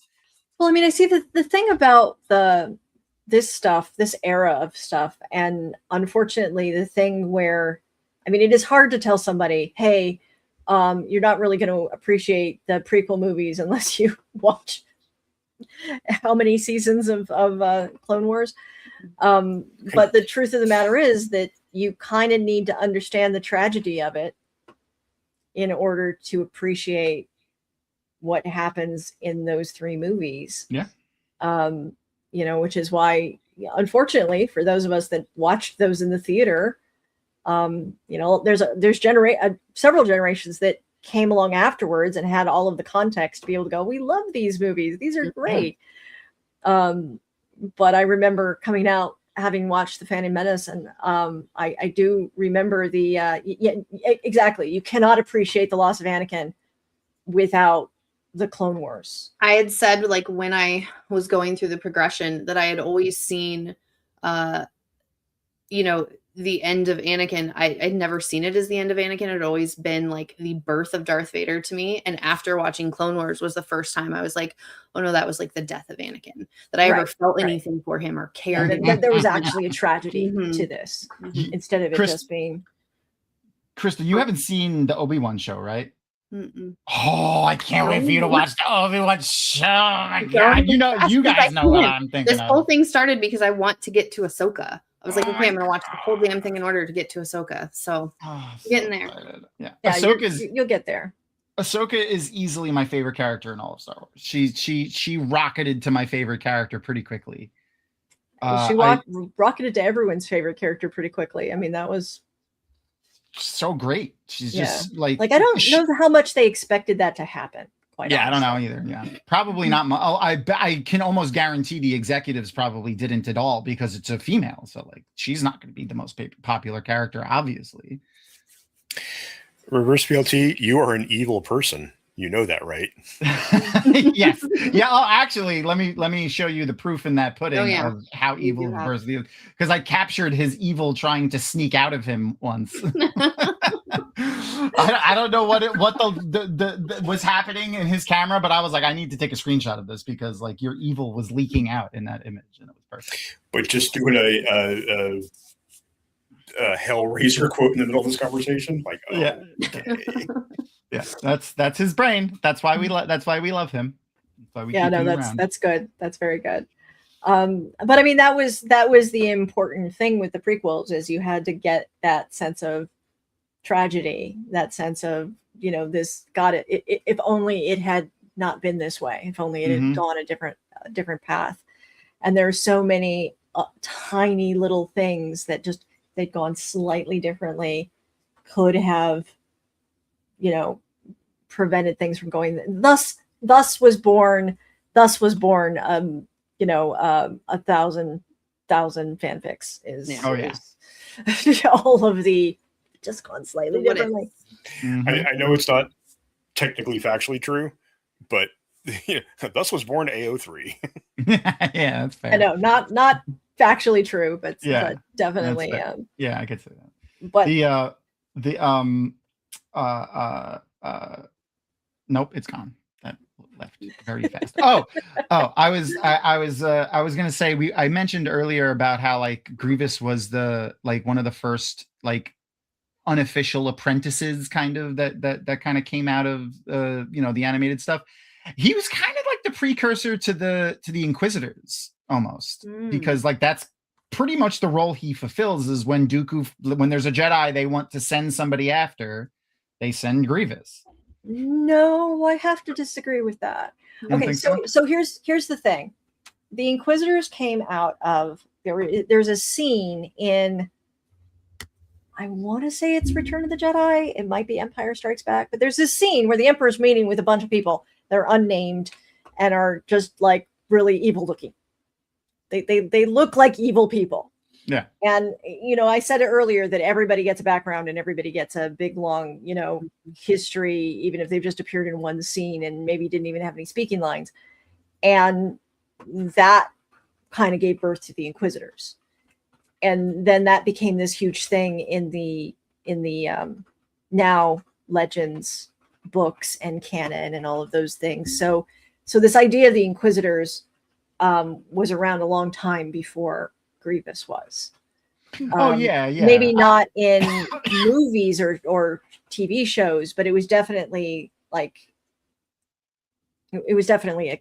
presence prior. Oh yeah. I just mean the idea of like there being a specialized force within the, that a specialized group or a specialized person that they send after Jedi, where it was kind of an apprentice, but kind of not an apprentice because the Sith don't do that, but kind of still are. Yeah, I mean that really came into it with with the prequels, right? Yeah. That got introduced. But prior to that, in Legends, you still had Inquisitors. You had the Hands. Yeah. You had Mara Jade. Jade. You had all of these other people that kind of filled that role. So, yeah. But you are right that this was kind of the first guy that said that they kind of did. Well, we'll give him lightsabers. Let's not have him be a Force user. Yeah. There weren't many of those, and it kind of retcons a little bit of like the lightsaber lore, where it was like you kind of have to have there's been some lightsaber lore where it's like you need to have the Force to be able to use a lightsaber. Well, remember, that's what I was talking about with like they had that really weird, sketchy thing in the beginning where like they had given him a transfusion from the one Jedi Master who was I'm forgetting his name. Sifo-Dyas. Sifo-Dyas. They gave him a transfusion of Sifo-Dyas's blood so that he would have the midichlorians that he needed to be able to use lightsabers. And of course, I was going to say is that my first words upon leaving the theater after seeing Phantom Menace was to shout at the top of my lungs, midichlorians, because I was maybe a little upset about that. And that idea that you have to give a transfusion to somebody so that they have enough midichlorians so that they can obviously that has been retconned. The whole Project Necromancer and everything that goes on with that is predicated on the idea that you can't just give a transfusion and have that work. Isn't that how Palpatine made his clones? Well, but they don't work. They don't work. Right? That's except the good one. It's that not he is, stable is the problem, right? It doesn't really work, which is they'll degrade. Yeah. My favorite non-canon. Do you guys have a favorite non-canon apprentice? Mine is got to be Starkiller from The Force Unleashed. That's my favorite one for sure. I mean, Star Killer is a good one. She's definitely a good one. I mean, I gotta love Mara. Mara is awesome. Apprentice for who? Sith apprentice, like some of the unofficial Sith apprentices, like Darth Vader's had 1 million, Palpatine's had 1 million. Ulic Qel-Droma. Mostly because his master is my favorite Sith. Which one? Exar Kun. Exar Kun. Yeah. My darling is a huge Exar Kun fan. He's canon now too, isn't he, Exar Kun? Yeah. Yes. Yeah. Yes. They referenced him in Mandalorian, or I mean the whole storyline with him and the Sunriders and Qel-Droma and all that is not currently, as far as I know. That's still, but yes, they have made him he's now in the current canon. Yeah, I hope they do the whole thing with his ghost and stuff. Yeah. I hope they do the whole thing with his ghost and stuff, because that would be fun. I don't know that they're going to do it. I don't know that they're going to do that. I mean, I don't know who's to say, but certainly they seem to have a different. Certainly, they've hinted at a different plot line to the Jedi Academy, the Praxium of Luke Skywalker, that maybe doesn't need Exar Kun to have gone horribly wrong. No, that's fair. But yeah. No, I do love Exar Kun for many reasons, not least of which is that he was the one guy running around going, I do not need a red lightsaber to be completely badass. Yeah. What about is there a non-sword lightsaber device that you would like to see brought into canon? There's been a lot, for those who don't know. I mean, they just made the light whip canon in the Acolyte. Yep. And the light whip is awesome. Wasn't there a shield too? Didn't one of Leia's kids make a shield, or am I misremembering? I don't remember. But I definitely, I'm good. I've got what I need, hang on a second. I gotta go try to find the name. Continue. Yes. I did like that they brought the light whip back, and they actually kind of made it work, because previously, like with God, I want to say she was also Luminara. There was the original person, that the original Sith that had the light whip. It really seemed just super dangerous to the user. Oh yeah, you think? Like you're just sitting there going, you're going to take your own head off. There's no way that's a good idea. But in the Acolyte TV show, they made it much more of a clearly under the control of the wielder. There's no forgiveness to a lightsaber whip. Like he messed up, that's it. Right, but that's what I mean. Like the way they did it, it seemed much more controllable. It seemed much more like, no, this thing is going to go exactly the way the user wants it to go, and you're good. It's not going to go crazy anywhere. So I don't know. I kind of hope they do some non-traditional stuff with the lightsaber, like not make it into other things, but maybe even make it unnecessary for some Jedi in some ways. I liked how Vader had the special ability to absorb, energy and stuff like that. Maybe they could do stuff with that. I think that would be fun. Sure. I mean, I liked Manny Jacinto's sword, right? He had the context there is that they based a lightsaber off of a Filipino sword. Mm-hmm. A very traditional style of Filipino sword, where you have this cool long sword kind of thing, but then you have a dagger that's kind of part of the hilt that can be removed. So you think you have one sword, but there's actually two. It's very cool, and they did some great things with it. I thought that was neat. It kind of reminded me of like a I can't remember the name of it, but like a saber, like the Three Musketeers, like saber, like the cutlass with rapier, like a dagger. Yeah, the Mangosh and rapier and Mangosh. Yeah. I would say, I mean, they added the green flame blade to the Dathomiri, so that was pretty cool. Yeah, that was pretty cool. Even though somebody was playing too much D&D right before they wrote that episode. No, I would say the one I'd like to see is the Killian Ranger's Lance. Which one was that? That's very Legends. It's very. That's Legends. the lightsaber lance with the little. It has a little lightsaber at the end, right? No, it's effectively a blaster, but they've learned how to. Like it's like a blaster that shoots almost like lightsaber style bolts, and they've learned how to control them with the Force. Okay. So they can. I mean, we've seen people control blaster boats with the Force already in canon, so it's not something that could be completely, outlandish. I feel like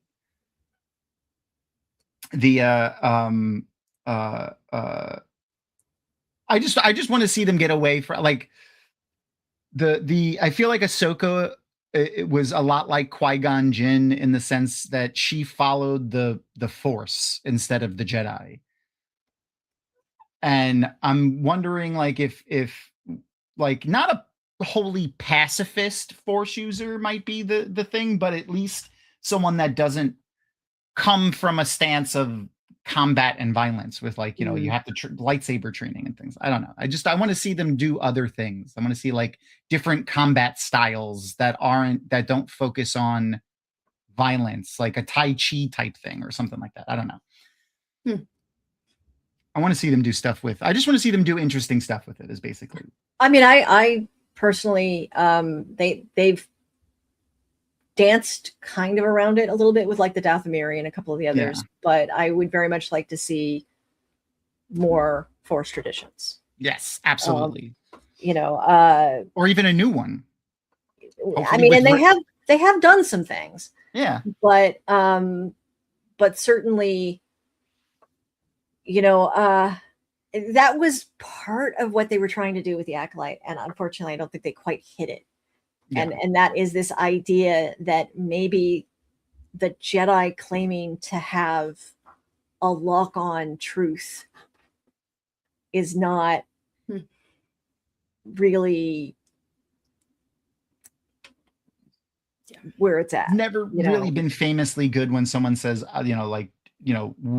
just listen to us for the truth. Is famously not usually usually end well. Right. And this idea that the Jedi especially towards the last couple of centuries of their existence, that they had become institutionalized and they had become dogmatic, and they had become a very rigid fundamentalist order that you were not really allowed to ask why. You just were supposed to do what the rules said you were supposed to do. Exactly. I that was one of the things I liked about the Acolyte. Unfortunately, it didn't really, I think, get a chance to really explore that message as well as it could have. Yeah. The idea that that regardless of how the Sith felt about things, that this idea that maybe the Jedi shouldn't be the only ones allowed to decide what is acceptable in Force practice is problematic. Yeah. I'm hoping so. Like what we know for sure at the moment, we know Filoni's making the Mandalorian movies. He's going to make the Mandalorian films, coinciding with the TV series, and that's going to wrap up the Mandalorian storyline eventually. It's going to be multiple movies, but the first one, obviously, that we've seen the trailer, we watched it a couple weeks ago here, and they've had a couple, maybe like another teaser since then. But one of the other new trilogy of movies that they're making is called The New Jedi Order, and it's going to be Rey. Daisy Ridley's coming back. I'm very happy about that. I love Daisy Ridley, and her. Slight spoiler for whatever the last sequel movie was called. Like, is it The Force Awakens? Is that the third one? I don't remember. No, that's the first one. The Last Jedi, maybe is the last. It was the last. Yeah, that was the last one. No, I don't know what the last one was. It doesn't matter. Rise of Skywalker. Rise of Skywalker is the last one. I really, that should have been what A New Hope was called, by the way. There's a guy that just shuffled the names of all of the Star Wars movies, and they make so much more sense. And I gotta find it. But when she burnt the Jedi books, when she burnt down that little hut, and Yoda fucking started laughing. I was trying not to cry laughing in the theater. Like I remember Erin being like, "Stop laughing," because I was laughing so hard when Yoda started laughing. But that makes me feel like she's gonna try for something new, and I'm pretty excited. What I'm hoping for, like my pipe dream for it, is they're gonna pull a little bit from the Jason Solo novels, where she's gonna be like, we're gonna come to a Rey Skywalker having gone on a walkabout on like Force traditions in the galaxy, going to like, visit all of the, Force masters of different Force traditions around the galaxy to try to come up with her new idea of what the Jedi are supposed to be. And that's what I'm hoping for. Yeah. Yeah. It would be nice. I've talked about this before, but there is definitely a problem when you get something like this temptation to just repeat the same story. Yeah, and I really hope they break away from that and try to avoid that. Same. It would be good. Good night, Leia. Leia got a new job, so we're very happy for her. She's she thankfully got one in her field in the government. Congrats. Ex-military stuff that she's involved in. So I'm happy that she was able to work for a contractor not involved with the actual government, but a subcontractor, thankfully. So took her like a year, but we're very happy for her. We sent her all of the good vibes. So I'm glad that she has to go to bed early. Yes. Okay. We support that. Yes, I do support that, because she was staying up a little too late. She was going to bed like when I was going to bed. And that was no one should do that. No one should ever do that. All right, so to wrap things up, now Jen and Mike, both of you have done our Inside the Dragon Mountain interview where we asked you guys the questions, and it was the list of questions that we ask all the guests. And if you want to see those are on our playlist on the YouTubes that we have, where we were separating those interviews out on the playlist. So go check out those there. So in lieu of doing that, the other thing that we were doing is just random questions submitted by the Patreon followers and just Dragon Mountain staff and some of my friends that I was just like, when I was coming up with my initial list of questions. So I had like a batch as we were pulling them in from the Patreon followers. I sent literally messages to like my high school friends and was like, just send me random questions. Right. For a couple of weeks, they were sending me random questions. So some of them are from my high school friends. But basically, we're going to ask you guys a series of just random questions, most of them submitted by Patreon followers. And for those who aren't already patrons, we have a lot of rewards for our Patreon followers, even our free tier members, especially our free tier members. I don't like putting paywalls in front of things, but a lot of the stuff we do here does cost money, and we do pay all of our professionals that work for us, all of our editors and artists. And we don't Dragon Mount and Kathy Campbell, our CEO, is very strict on making sure we pay our professionals that do stuff for us. So but if you don't have the money, I know money is tight right now. We do have a free tier, and the free tier does have access to a lot of the things that we do, especially the random questions, MAFO, and our video game servers. So if you want to play video games with us, they're mostly survival craft open world games. Come and check, including Conan Exiles. Dragon Mountain has a static server for Conan Exiles. We have like 4 or 5 people that play on it pretty consistently. But anyway. Yes, and if you do have any random questions, feel free to throw them out in chat too, and we'll work them into our bit. What's up, Mike? If the questions are random, can the answers also be random? If you would, hey, you can answer them however you want. That's entirely up to you. I will not munch on your budget because crunch. Snakes have no armpits. It's true. It's very true. They don't. They do like armpits because they're warm, though. Do you want to start us off, Crystal? Sure. Let's go something completely not Star Wars. Okay. To start us off, what is your go-to comfort food? Start with Jen.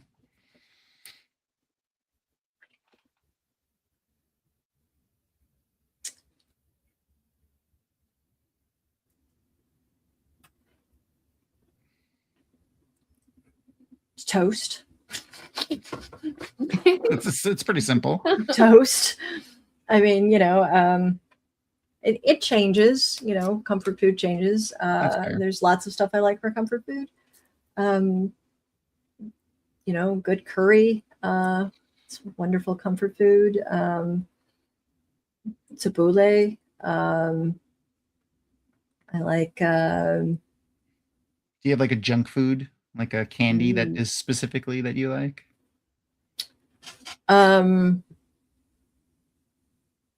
Something with dark chocolate.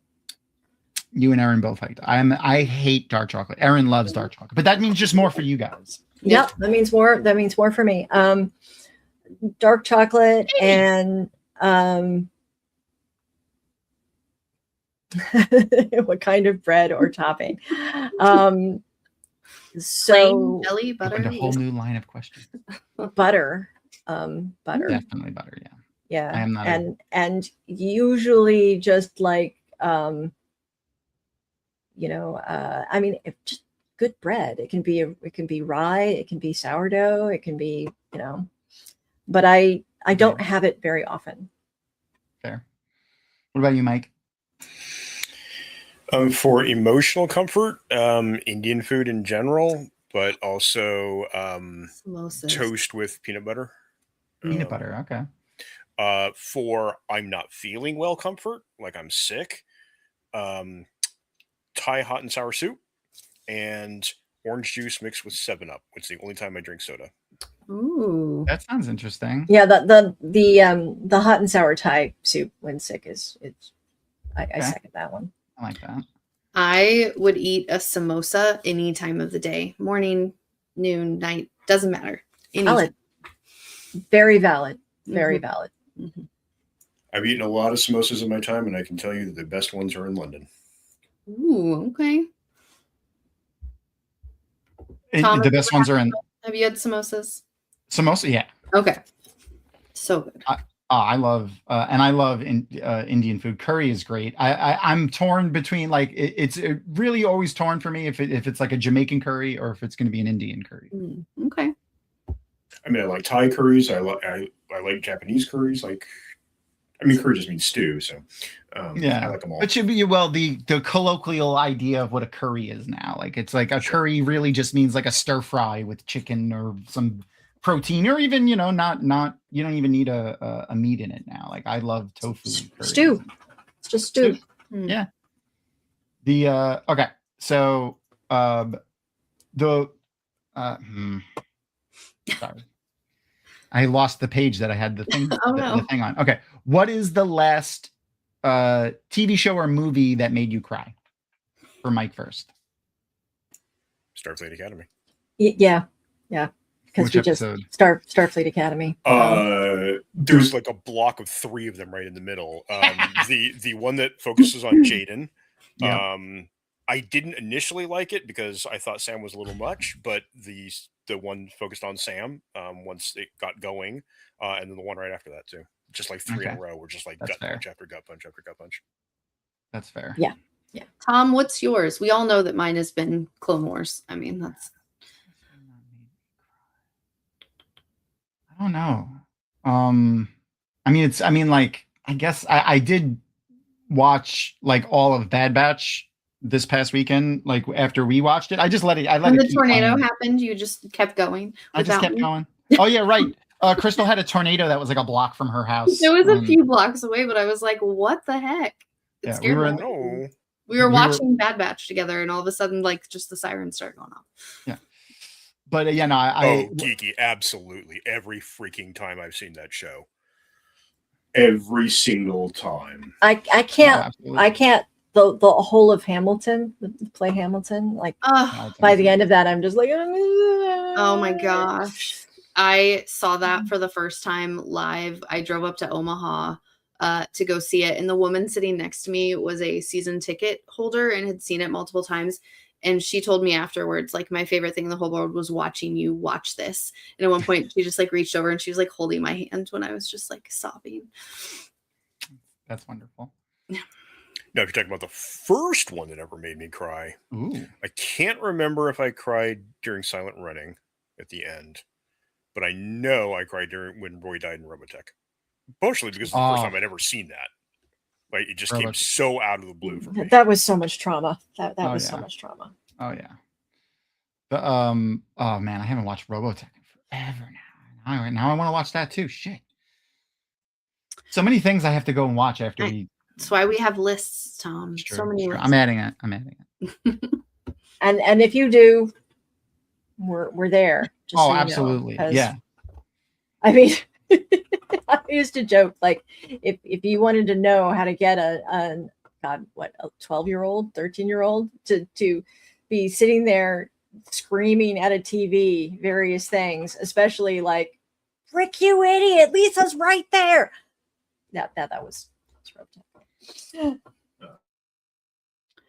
Okay. Is there We a 16 or 17. Were we? 15. I thought, God, I felt like we were younger than that. But Came out in fine, America fine, in 86 anyway. fine. Yeah. okay. Is there like a skill or some sort of hobby or something that you wish you had that you don't? Like, obviously you're a fantastic writer, but is there like a skill that you don't have that you wish you did? Any form of artistic expression. Drawing, playing music, singing, anything like that. Same. Which sucks because Jen is good at that stuff. Yeah, she is. She's also an artist. Yeah, I am also an artist. I pretty much can do any crafts. Can't sing though. I would love to be able to sing. I'm terrible at singing as well. I've tried to get them to. So at Jordan Con, for those who haven't been to Jordan Con, they do a karaoke every on this Friday night of Jordan Con. Yeah, and I avoid it. Now, listen, I love when people sing their hearts out. It's fantastic, but I don't know what it is. I just can't take when it's just like at a certain decibel. But I've been trying to get them to do lip sync battles for years, and then if people want to karaoke, you can still karaoke it if you want. You don't have to do the lips, but then it gives people the option to just do the lip sync. I feel like more people would do the lip sync than would do the karaoke. And then people can still karaoke it if they want. A lot of it really depends on who's hosting the karaoke. John Scalzi always gets a huge turnout whenever he does karaoke. He's really good at it. And I mean, he always does it really fun. It's always really fun. Yeah, he's really entertaining and makes you feel like it doesn't matter if you can sing or not. Oh, that's good. For a little while, I was trying to learn steno, and I was never, my equipment became a problem. Yeah. Stenography would be great. No. I would love that. Yeah. The people that can do that, I've seen, like, I don't remember who she was to us. Like, I think it was just like a neighbor that I used to have, like when I was a kid, but we all called her Aunt Gladys, but I don't remember if she was she might've been a cousin that we called Aunt because she was so old. I had a lot of those. Wow. They were like second and third cousins, but they were in their 80s. So we called them Aunt and Uncle and stuff like that. But she was a stenographer and she could type so freaking fast on those things. Yeah. That's the thing. Like for a writer, like I type reasonably fast, but to be able to type like 300 words a minute, that would be. Then amazing. Your fingers could stay up with your brain. Mm-hmm. Yep. Okay. No, I don't like that one. Sorry. That was who would win it. Okay. You know what? Fine. I'll ask it. I don't like Barry it. Gibbs. Yeah. No, who would win in a fight? Batman versus Superman, and why? I mean, that is going to entirely depend on circumstances. So many things. I don't like it. And who's writing it? Who's right? Yeah. First of all, who's writing it? Yeah. And second of all, what are the circumstances? I mean, exactly. we've seen time and time again that if Batman has time to prepare and plan and all of that, then he's going to win. If otherwise, no, of course he's not going to win. Yeah. If Superman is just hanging out on the moon and decides to kill Batman, Batman dies. Exactly. I mean, yeah, I'm not a fan of that one. Okay.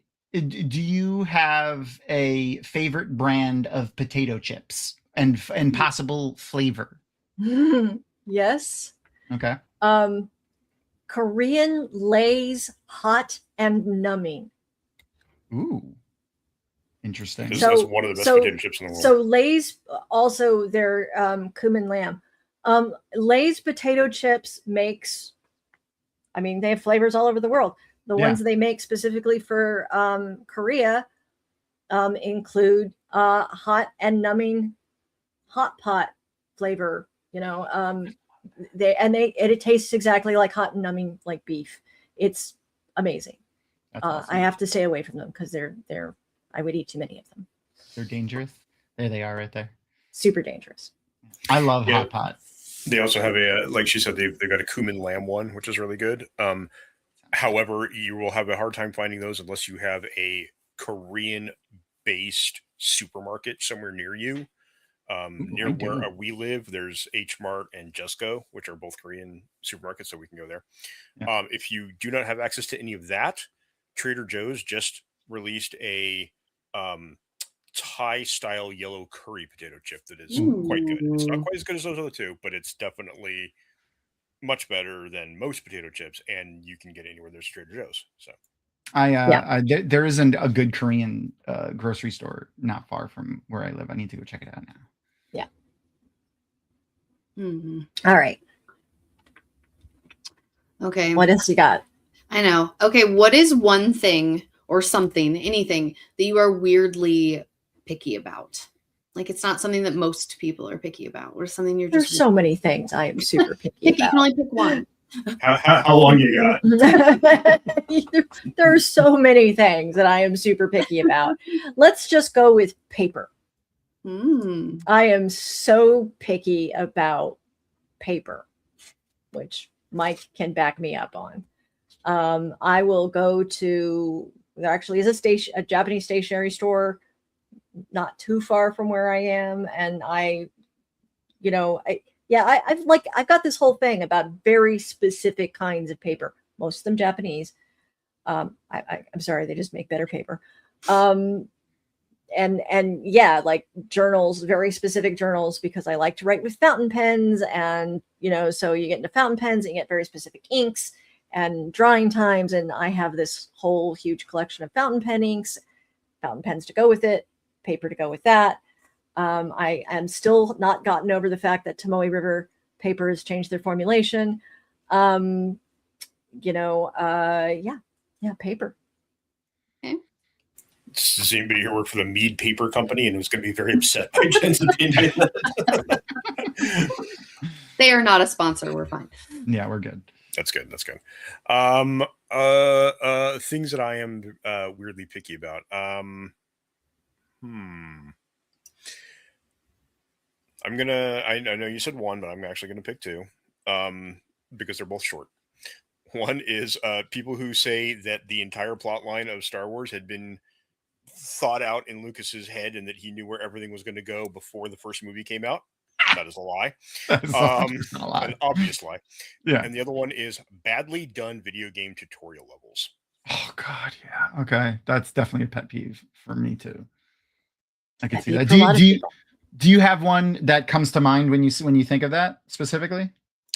Badly done ones? No, because I tend to only play it once and then forget all about it. That's fair. Then block it out. That's entirely fair. Yeah, okay. I really could just go on and on about the things I'm super picky about. I'm kind of a snob. Sorry. Oh, Jenn. Yeah, that's one.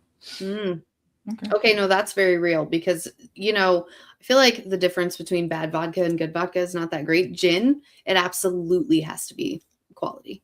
It's my favorite. Yeah. We've gone into stores and started talking about our opinions on gin, and the people who work there was like, "Oh, you're one of those people." Okay. You have opinions. You have strong opinions on gin. Mm-hmm. Like, yeah. Okay. Geeky Hippie, we don't have that luxury as authors. We have to read a lot of like nonfiction and stuff like that. Yeah. Mm-hmm. Okay. You pick. This is basically like a pick one. A year frozen in carbonite or 10 days in a sarlacc?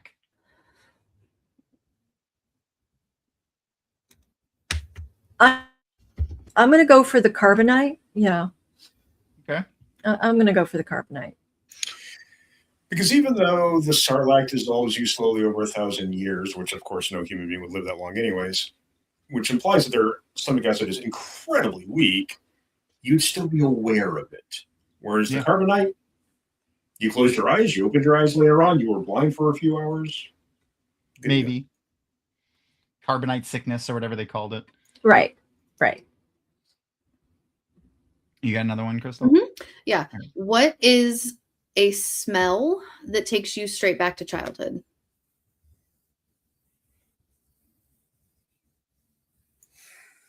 wood fire smoke. I used to do a lot of camping with my uncles.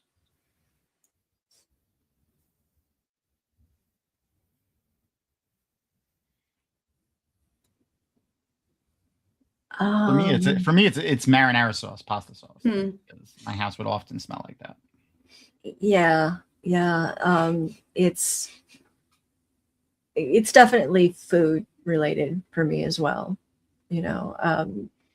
Garlic and lemon and fresh baked pita bread, and very much. It's not food for me because I grew up with my grandmother who had a lot of ulcers and thus couldn't eat anything with spice. Oh. And she considered Everything was very spicy. salt to be a spice. Oh, So does boiled chicken have a scent?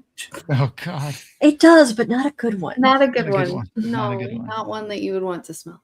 Yeah. You know what? I was legitimately 20 years old before I realized that chicken could actually taste good. Oh, Erin was similar. She was in her 20s. Did you guys know that in the Middle Ages, dark ages to Middle Ages, that sugar was considered a spice? Really? No. Yes, I did not know that. sugar was considered a spice. Did you know that currently sugar is considered the most addictive drug in the world? Yes. That I believe. Yes. It's also the most acceptable drug. And food in general. I thought of another one that might be odd, I guess, to some people. Boiled hot dogs. When you said boiled chicken, like, dirty water hot dogs, essentially. Mm. Yep. That's my favorite. That makes sense. Sense. I love a good that's hot how we dog made them drug. too. In fact, until I moved out on my own and got a microwave, I didn't know there was another way to make hot dogs. Yeah, that's fair. I actually prefer them boiled over barbecued. Oh, no. Yeah, it's a nostalgia thing for me. I guess. Yeah. No, I mean, there's like a whole that's a tradition, and yeah. There's a boiled hot dog thing. Yeah, and like I grew up in New York, so like I love a good hot dog truck. Dirty water dogs all day. Yeah, no. I think the other thing smell wise would be the beach. The scent of the ocean. Oh yeah, I mean I grew up in a beach town too, so yeah, I grew up in a beach town, so we basically, and as you can imagine, me living at the beach is an interesting proposition because that never worked out very well for me. The lighting, it makes it not super obvious. Jennifer is as white as the background of the screen. True story. It's a true story. I am pale, and I've always been pale, and I would go to the beach and I would burn horribly, and I would go red, and then it would all peel off and I would be left pale. Like no tanning ever occurred anywhere. I may have scrolled through to look for another Star Wars one. Oh God. Okay, you guys are being hunted. Ooh. Right? And you have to pick who's hunting you. Either the Inquisitors or Boba Fett in his prime.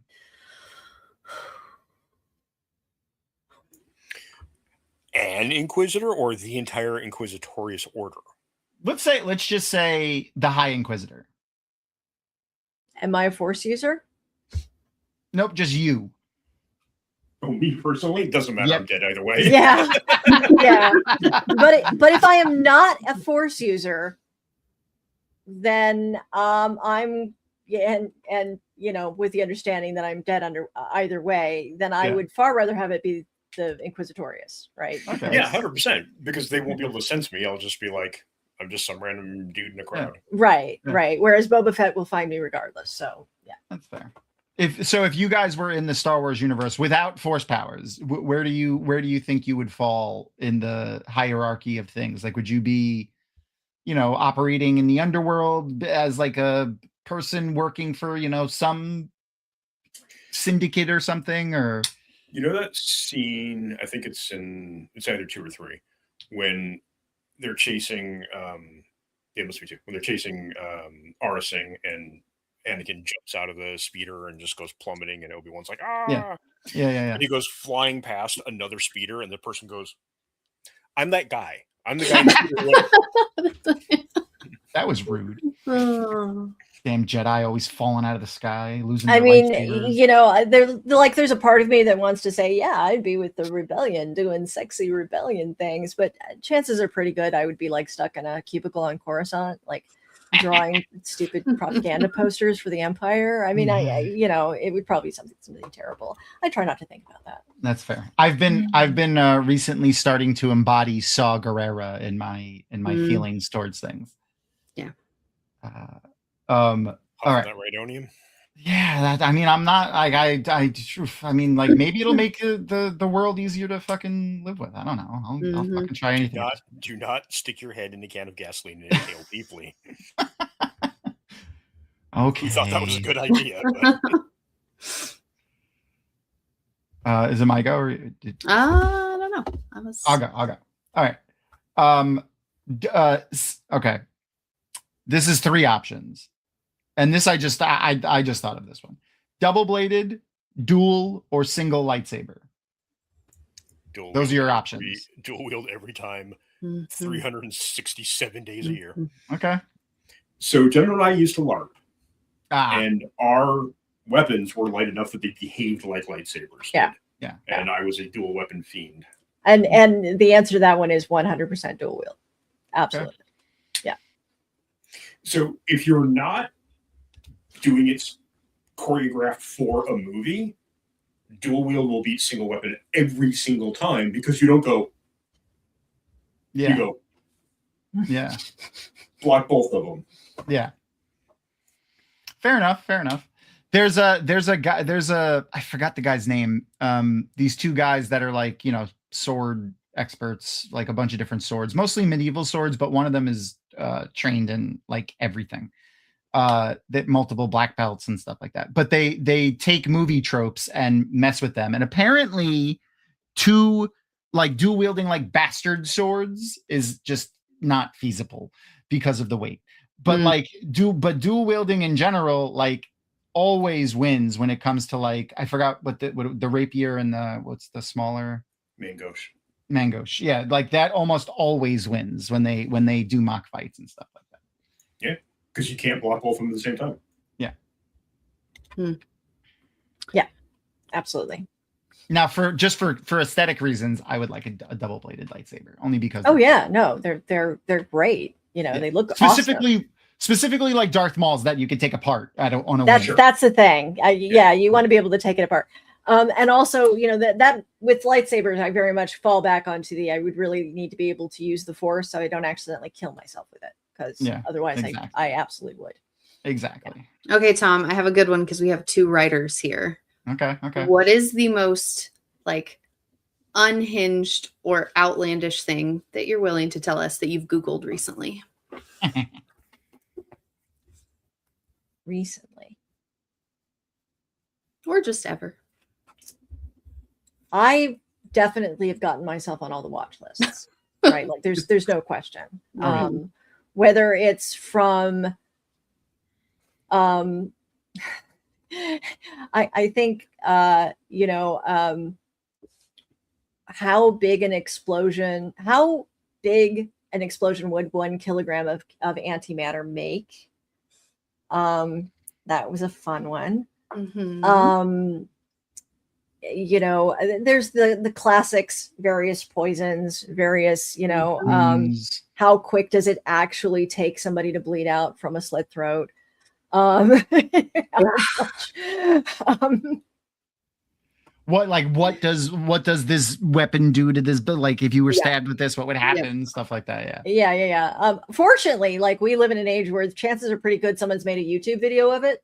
Yep. With a ballistic dummy and with analysis and the whole thing. It's great. Yeah. There might be a medical expert involved already. Yes, 1 kilogram is a lot. 1 kilogram is a lot. 43 megatons, by the way. So that's big. That's pretty big. It's very big.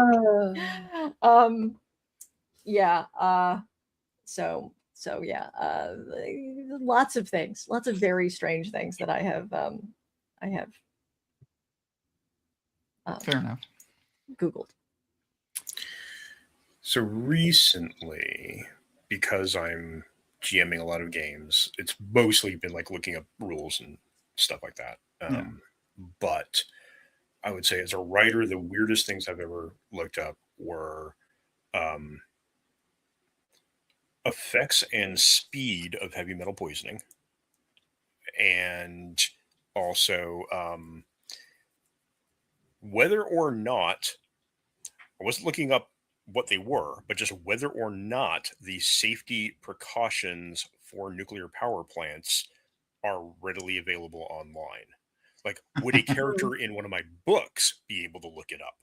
I don't need to know it. I just need to know if they would know it. Okay. Yeah, you're on some watch lists. It's fine. Oh, 100%. I've definitely been, if I wasn't already, I've been added to them recently in the last, since January. Yeah. Oh, given the amount of times I've said bad stuff about the current regime, I know we haven't made more than a microgram, but that's why it's science fiction. Exactly. Anyway, so let's see. The other things that that the strangest things I've done recently was this isn't recently, this was actually a couple years back. I was trying very much to find any information that we had on I am completely blanking on the term for it. Handedness. Oh, which, okay. Yeah. Chirality. Chirality. Thank you. Chirality. So chirality on a cellular level. Right. And at the time, it was very difficult to find anything. Of course, in this last 6 months, a bunch of stuff has come out about chirality that was previously extremely difficult to find. Yeah. And of course, everything that I've written involving it was basically incorrect. But I can shrug and go, well, fortunately, I didn't actually talk about it in the book, so you can kind of ignore it, and it's fine. And also, Magic Universe, shut up. Exactly. Yeah, Magic Universe. That was I listen to Star Talk, Neil deGrasse Tyson's podcast sometimes, and he had a biologist on there, and sometimes they ask like a question like, what's the thing that you're most scared of in your field? And one of his the guy answered a virus with a opposite chirality than anything we've seen before, because nothing we would just all be dead. No, that's the thing that's come out just fairly recently. Like they've really started talking about is the idea of artificially manufacturing different items with chirality, different chiralities to it, and a bunch of scientists have basically come out and gone, please don't do that. Yeah, please do not do that. You mean like Sidene and Sidar? So yeah, if all it would take would be some very little, equivalent of bacteria with different chirality, and it's done. Yeah. All right, I have a good one to end on, a better one to end on. What is like off the top of your head, one of your favorite gifts you've ever given to somebody else? Gifts.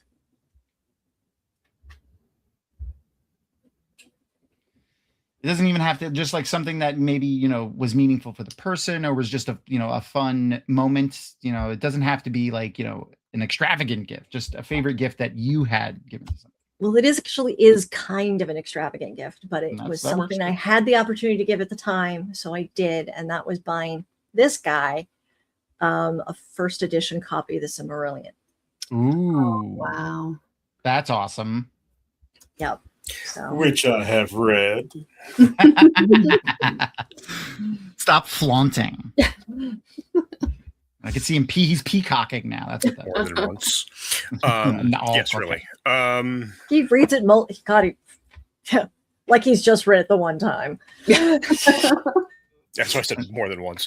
Yes. No, I actually have, and I can tell you without a doubt that absolutely everything that happens in Middle-earth is Fëanor's fault. That is correct. That's correct. My favorite gift I've gotten from him which is in the living room, is a sketch from of Maleficent as a dragon from the production sketches for Sleeping Beauty. That's really cool. I love that. And Maleficent is like her first dragon love, and sort of inspired everything she's done since. Can sort of be laid back at the feet of Maleficent. Imagine me as a 4-year-old girl in the theater crying my eyes out because the dragon just died. Yep. I see it. I can see it.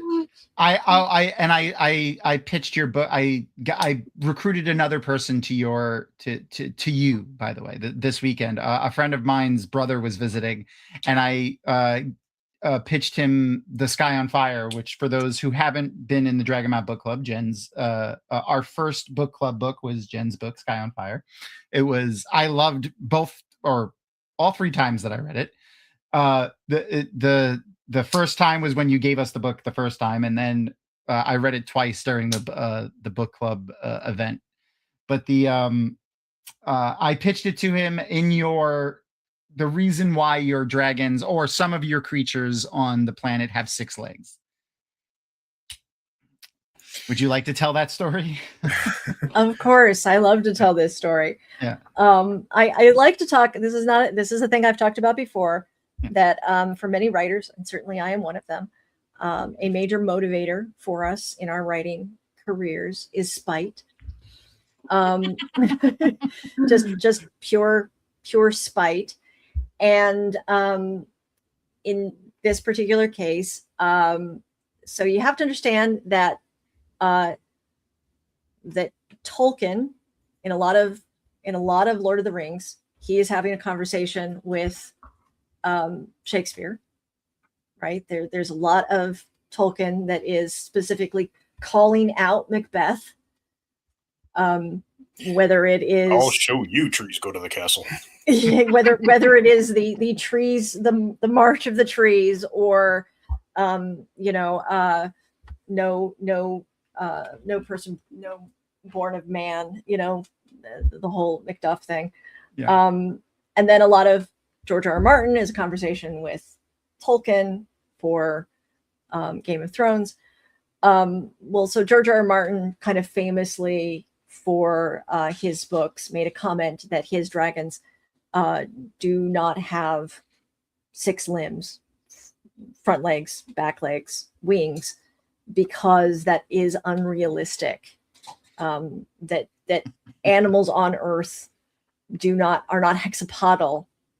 You really just get insects and things like that are hexapodal. You don't get reptiles that are hexapodal. To which I replied, they breathe fire. Realism isn't really something you should be looking for here. They breathe fire and they're that big, but their wingspan isn't like a mile. Okay, buddy, let's pick where we draw our lines, right? Yeah. They're part of a mythology that includes angels and centaurs and griffins, and you can just go on and on and on for hexapodal creatures. And certainly the creatures that are in the dragons that are in his world, I would classify as wyverns. However, as an author, he gets to dictate what the animals in his world are called, what the creatures in his world are called. They're dragons in his world. I respect that. Yeah. So when I was writing this book, I said to myself, oh, look, we have a cat sighting. That's Khajiit, by the way. I told myself 100% guilty of all those crimes that you have accused her of. Yes, 100%. Absolutely. But when I was writing the book, I said, okay, well, I'm going to place it on a world where almost the entirety of all of the fauna on this world are hexapodal. So the dragons have evolved on a world where everything's 6-limbed. So of course they're 6-limbed. Everything is. So I did thank Martin in the acknowledgments. Yep, that was my favorite part. Because he was absolutely an inspiration, even if the inspiration was a little bit of a roasting. Again, a conversation with there you go, conversation, that's better. But yeah, so it was fun. It was fun creating a world where all of the animals were hexapodals. The humans on that world are not native to it, so that's where that comes in. That's the discussion about chirality. That I that's how I pitched it to, and they were like, "Oh, I want to check that out." And I'm like, "There's so much more to it, but that's a great one." And and also the elevator pitch is Dragon Riders of Pern meets Ocean's 11. Mm-hmm. It's a high story with Dragon Riders. Yeah. So and I did mention that it was a high story. The other thing was just I love the way that you did it was dragons hoard more than just gold. I love that. I just really well, that's basically like their fetishes, and it was that came out of me like sitting down and going, okay, well, so if you had dragons that were not just sort of territorially sticking to their own corners, that actually were coming together into a society, how would that work? How would they not just be fighting each other all the time over their possessions?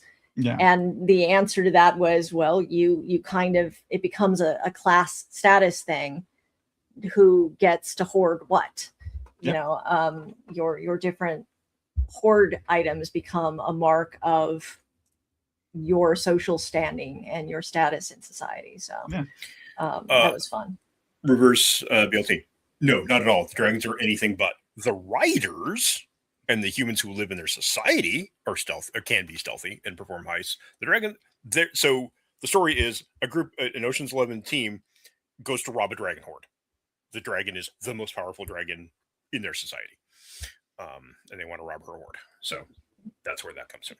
Yeah, but the and I love the flip of usually when there's dragon riders, it's the person controlling the animal, and this way it was it wasn't exactly the other way around, but it's very much the power dynamic is shifted in the other direction. Yeah. Well, that came out of a conversation with Mike where we were talking about. Because there was a different conversation that was, if you could go back and rewrite any book, if you could go back and do a rewrite of any book, what would you do? And a lot of people did, like various Pride and Prejudice or Sherlock Holmes or, Wuthering Heights or any of these sorts of things. And I just went Dragon Riders of Pern. That was my instinctive reaction. And not that there's anything wrong with Dragon Riders of Pern. I didn't want to rewrite. I mean, Anne McCaffrey wrote the books. It's fine. Mm-hmm. But it kind of got me thinking about how Dragon Rider stories are treated and in fantasy and science fiction-ish fantasy. How do they, how are they, what are the typical tropes of it? And so the conversation was that typically dragons in these stories kind of get treated like very powerful, very intelligent, very loyal flying dogs.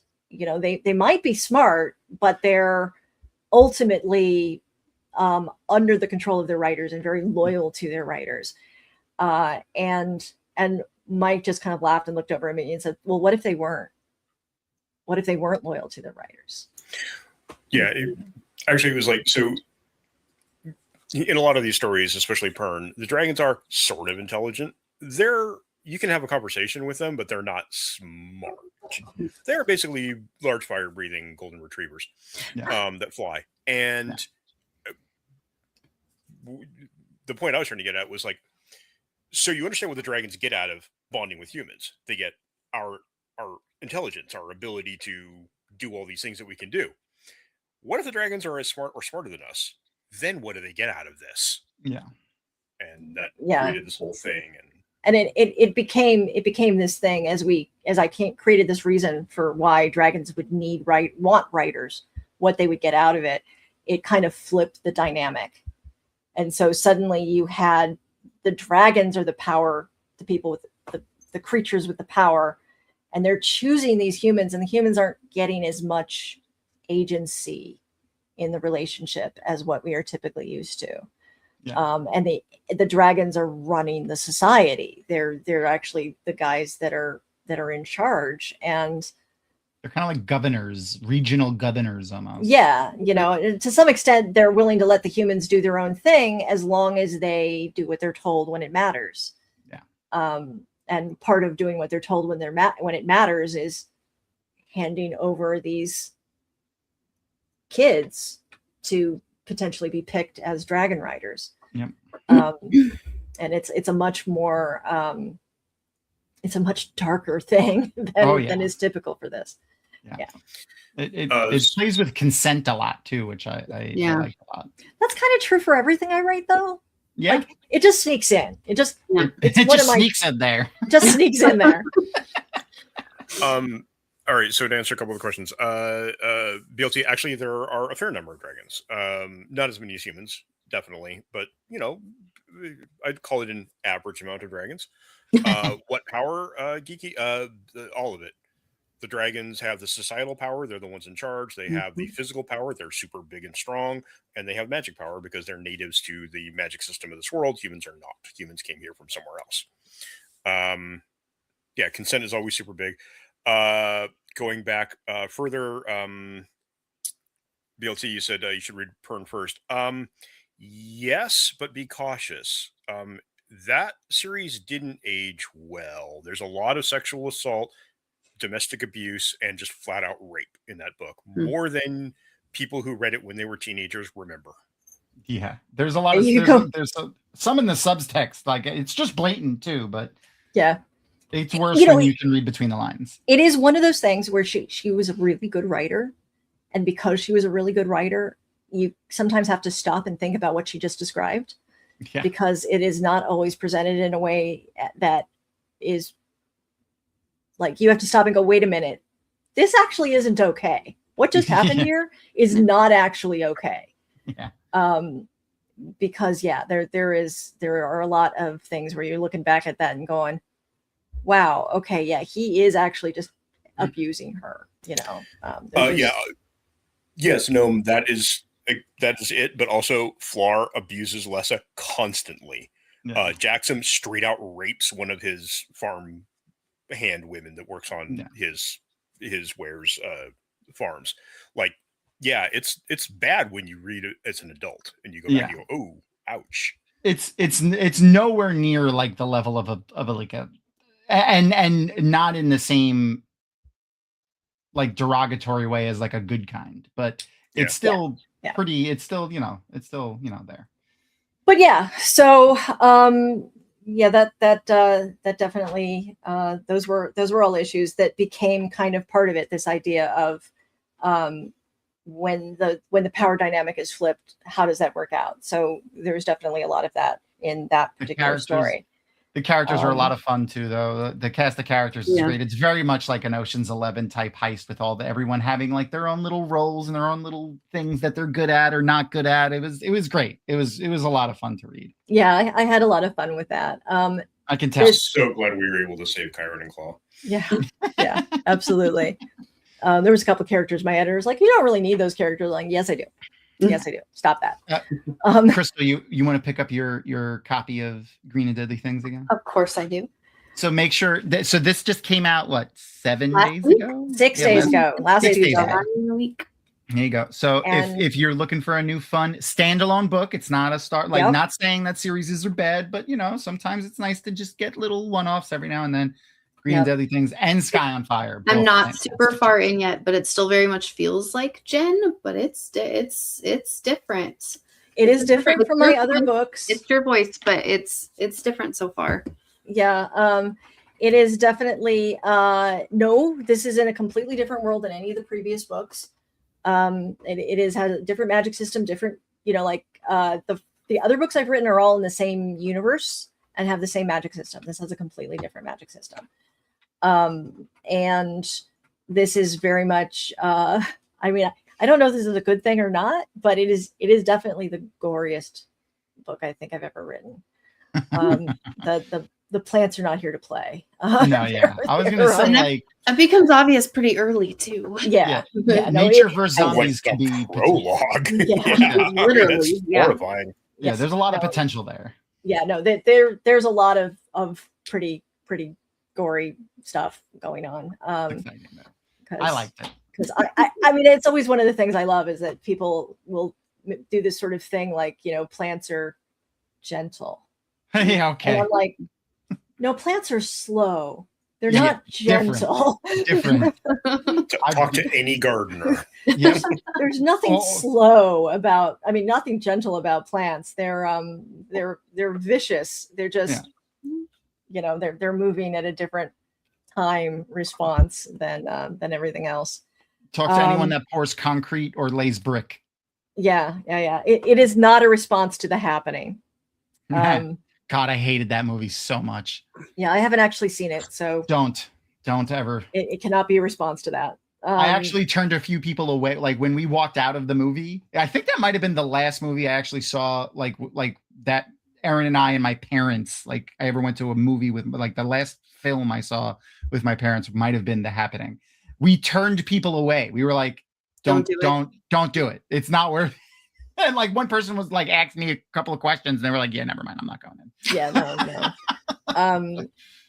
But yeah, no. I really, in this particular one, I wanted to play with information, with the idea of what we think we know and how that gets twisted and lost over time as history shifts, as you get these stories. I mean, nothing that we can possibly relate to currently. Who would have never or anything? Yeah. So a question was asked earlier about, is this the same world as the Dragon Heist? No. It's not even the same universe. Now, the Dragon Heist book and her first 5-book series, epic fantasy series, are in the same universe, just in different worlds. This is a completely separate universe, entirely different magic system, entirely different humans are actually native to this world, et cetera, et cetera. Yeah, there's no connection at all between them. So, other than your beautiful wrinkly brain. Mm-hmm. Yeah. Other than my beautiful wrinkly brain, yes. And my obsession with certain things. Like I think there's some of my normal tells that kind of aren't even in this book. So it is not all of them. A lot of stuff is there. It's fair. It's fair. I mean, when you could point that out for yourself, that's a good thing. Yeah. The family trauma thing that is just normal for me is present. It's just slightly different than my normal family trauma. But of course there's always family trauma. Of course. Yep. Yeah. There's no throuple. I'm gonna spoiler that right off. There's no throuple right off the bat. I did have some people who were like, oh, we're gonna have a no, we're not. Not this Which time. makes this her first book without one. Yeah. Well, thank you so much for hanging out with us for almost 3 hours talking Star Wars and other nerdy nonsense. I mean, it's always great when I love having both of you on because then we get fun, different perspective stories of the same story, but from both of you, and it different little bits from it is fantastic. I love the two of you together. Thank you so much for coming to hang out, and thanks all of everyone in chat for coming to hang out. Make sure I shared the link to Jenn's website again. Make sure to go and follow her on all of the socials and everything. And if you haven't already picked up Green and Deadly Things, I saw a lot of people saying that they were reserving it in their libraries and pre-ordering the fun copies from, what was the Inkstone? Yeah. Inkstone and Broken Binding has the really good one. And Broken Binding, there's a wait list. There's a wait list before we got on the line. I saw a few people in chat saying, which is my hands on one of those. Stunning to me because they did 10,000 copies of that on Broken Binding. Thank you so much. What? I want one. Yeah. And before we go, I do want to promote one last thing, and that is our guest for next week. Oh, so yes. Good job, Tom. Yes, Good memory. I remembered this time. All right, so our guest for next week, someone who's been on the show before. We love her very much. She's a dear friend. Another person I met through JordanCon. She's so much fun. She's a pro cosplayer, Redfield. Like I said, we've had her on a bunch of times, and she's so fun. She preemptively sent me one of her more recent cosplays, and she said by next week she'll even have a brand new Jedi cosplay that she's doing at a convention she's going to. But the one that she shared with me, it works perfect for what we're currently watching. Satine, nice. So good. It's so good too. She also sent me one of her bounty hunter pictures, one of her Mandalorian armor pictures that she has with a bowcaster. She has a Wookiee boat. Look at how big it is, too, It's with the bowcaster. It's as big as her. Ah, so good. Probably like actual size for the one that Maggie was carrying. Probably. They do hang out with a lot of 501st people, but she is a professional cosplayer. She competes in like, you know, the world international tournament. She won an international cosplaying tournament with her. It's a Ben Franklin Space Marine from Warhammer 40K. It's freaking wonderful. Good. It's so good. But yeah, she'll be with us next week, and she's gonna have a ton of new pictures, Star Wars specific cosplay pictures to share with us. So I'm excited for that. Other than that, I don't think I have anything new to share. We're going to be doing our watch party with our patrons. We do a movie night with our patrons in Discord. That's going to be coming up soon in the next 2 weeks. So if you are a patron and you're of the level where you get to come and hang out and do our movie night with us, we're going to be putting the vote out on what movie to watch soon. And we'll have some surprise guest that wants to come watch one of those movies with us. I always find somebody. Hands of Fate. It's gone. We went from like Blade to Beetlejuice. Like we were going all over the place for a little while. It was fun. And we watched Sinners last time, which I'll still need to see that. I'm sorry I missed it. You do. God, you do. so Oh my good. God, that is so good. good. Sinners is so good. So good. It's well deserved, all of its Academy Award nominations. I can't wait. I'm really hoping, I can't remember her name, the cinematographer that did it. I hope she wins. She'll be the first woman to win and the first Asian woman to win. She deserves it. Hands down, best movie last year. Oh yeah, absolutely. Yep. All right. Thank you very much, everybody. I love all of you guys. I love all you awesome nerds. Thank you, Mike and Jen, for coming and hang out with us. I'm so glad I got to see your faces. Always a pleasure. I love your brains. Everybody in the audience, thank you for hanging out and listening to us ramble. We have some good folks out there, except for Glenn. We tolerate Glenn. No, I love you, Glenn. Leave him alone. I love you too, Glenn. All right. Say goodnight, Crystal. Good night, Crystal.